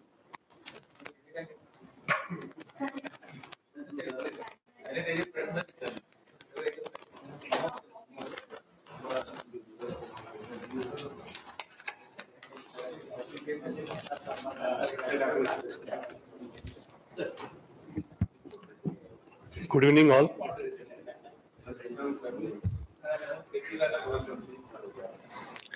On behalf of Institute of Town Planners India, Pune Center, I am glad to be standing here to express my vote of thanks. A special thanks to our chief guest, Mr. Bhushan Gagrani, IAS, Additional Chief Secretary, CMO, Urban Development Department, Government of Maharashtra, for accepting our invitation for today's seminar. Also, special thanks to our guest of honor, Mr. Chintamani Joshi, IAS, Commissioner, GSDA Pune, for accepting our invitation and for being here with us today. In opening remarks, Mr. Joshi, importance of today's seminar topic. We are also DS Meshram, President ITPI New Delhi, Pradeep Kapoor, Secretary General ITPI New Delhi, who have blessed this occasion with their presence in online mode and also their valuable contribution in guiding us for conducting this seminar in a successful manner. We are also thankful to other council members and other office bearers of ITPI who are attending this seminar either offline or online mode. We are also thankful today for today's distinguished speakers, Mr. R. Srinivas, former Senior Town Planner, TCPO, Mr. Rajesh Rawal, Senior Town Planner, ODA, Dr. Saraswat Bandopadhyay, SEPT Ahmedabad, Dr. Roshni, President of IEAR Mumbai, Mr. Harpal Dave, Assistant Town and Country Planner, TCPO New Delhi, Mr. Praveen Kodle, Superintending Super Engineer, Irrigation Department, and Mr. Chandrakant Boyer, Deputy Director, Research and Development, GSDA Pune, for their valuable insight on the important and emerging topics of today's seminar.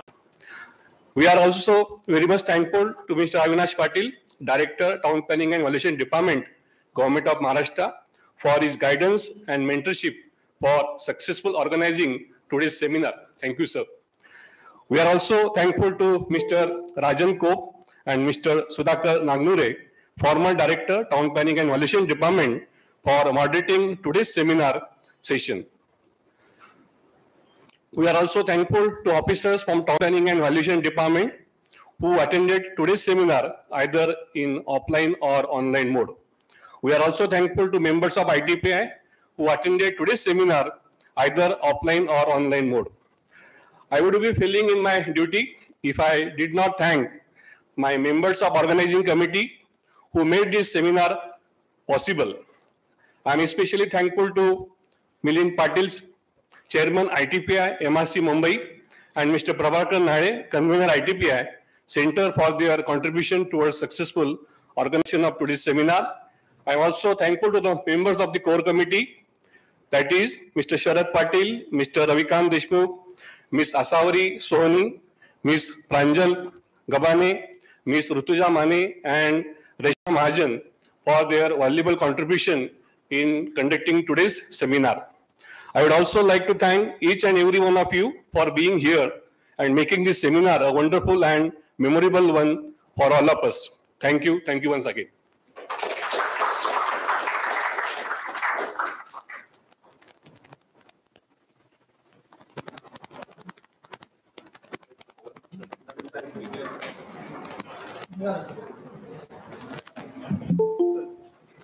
Thank you all for being present. That the is over.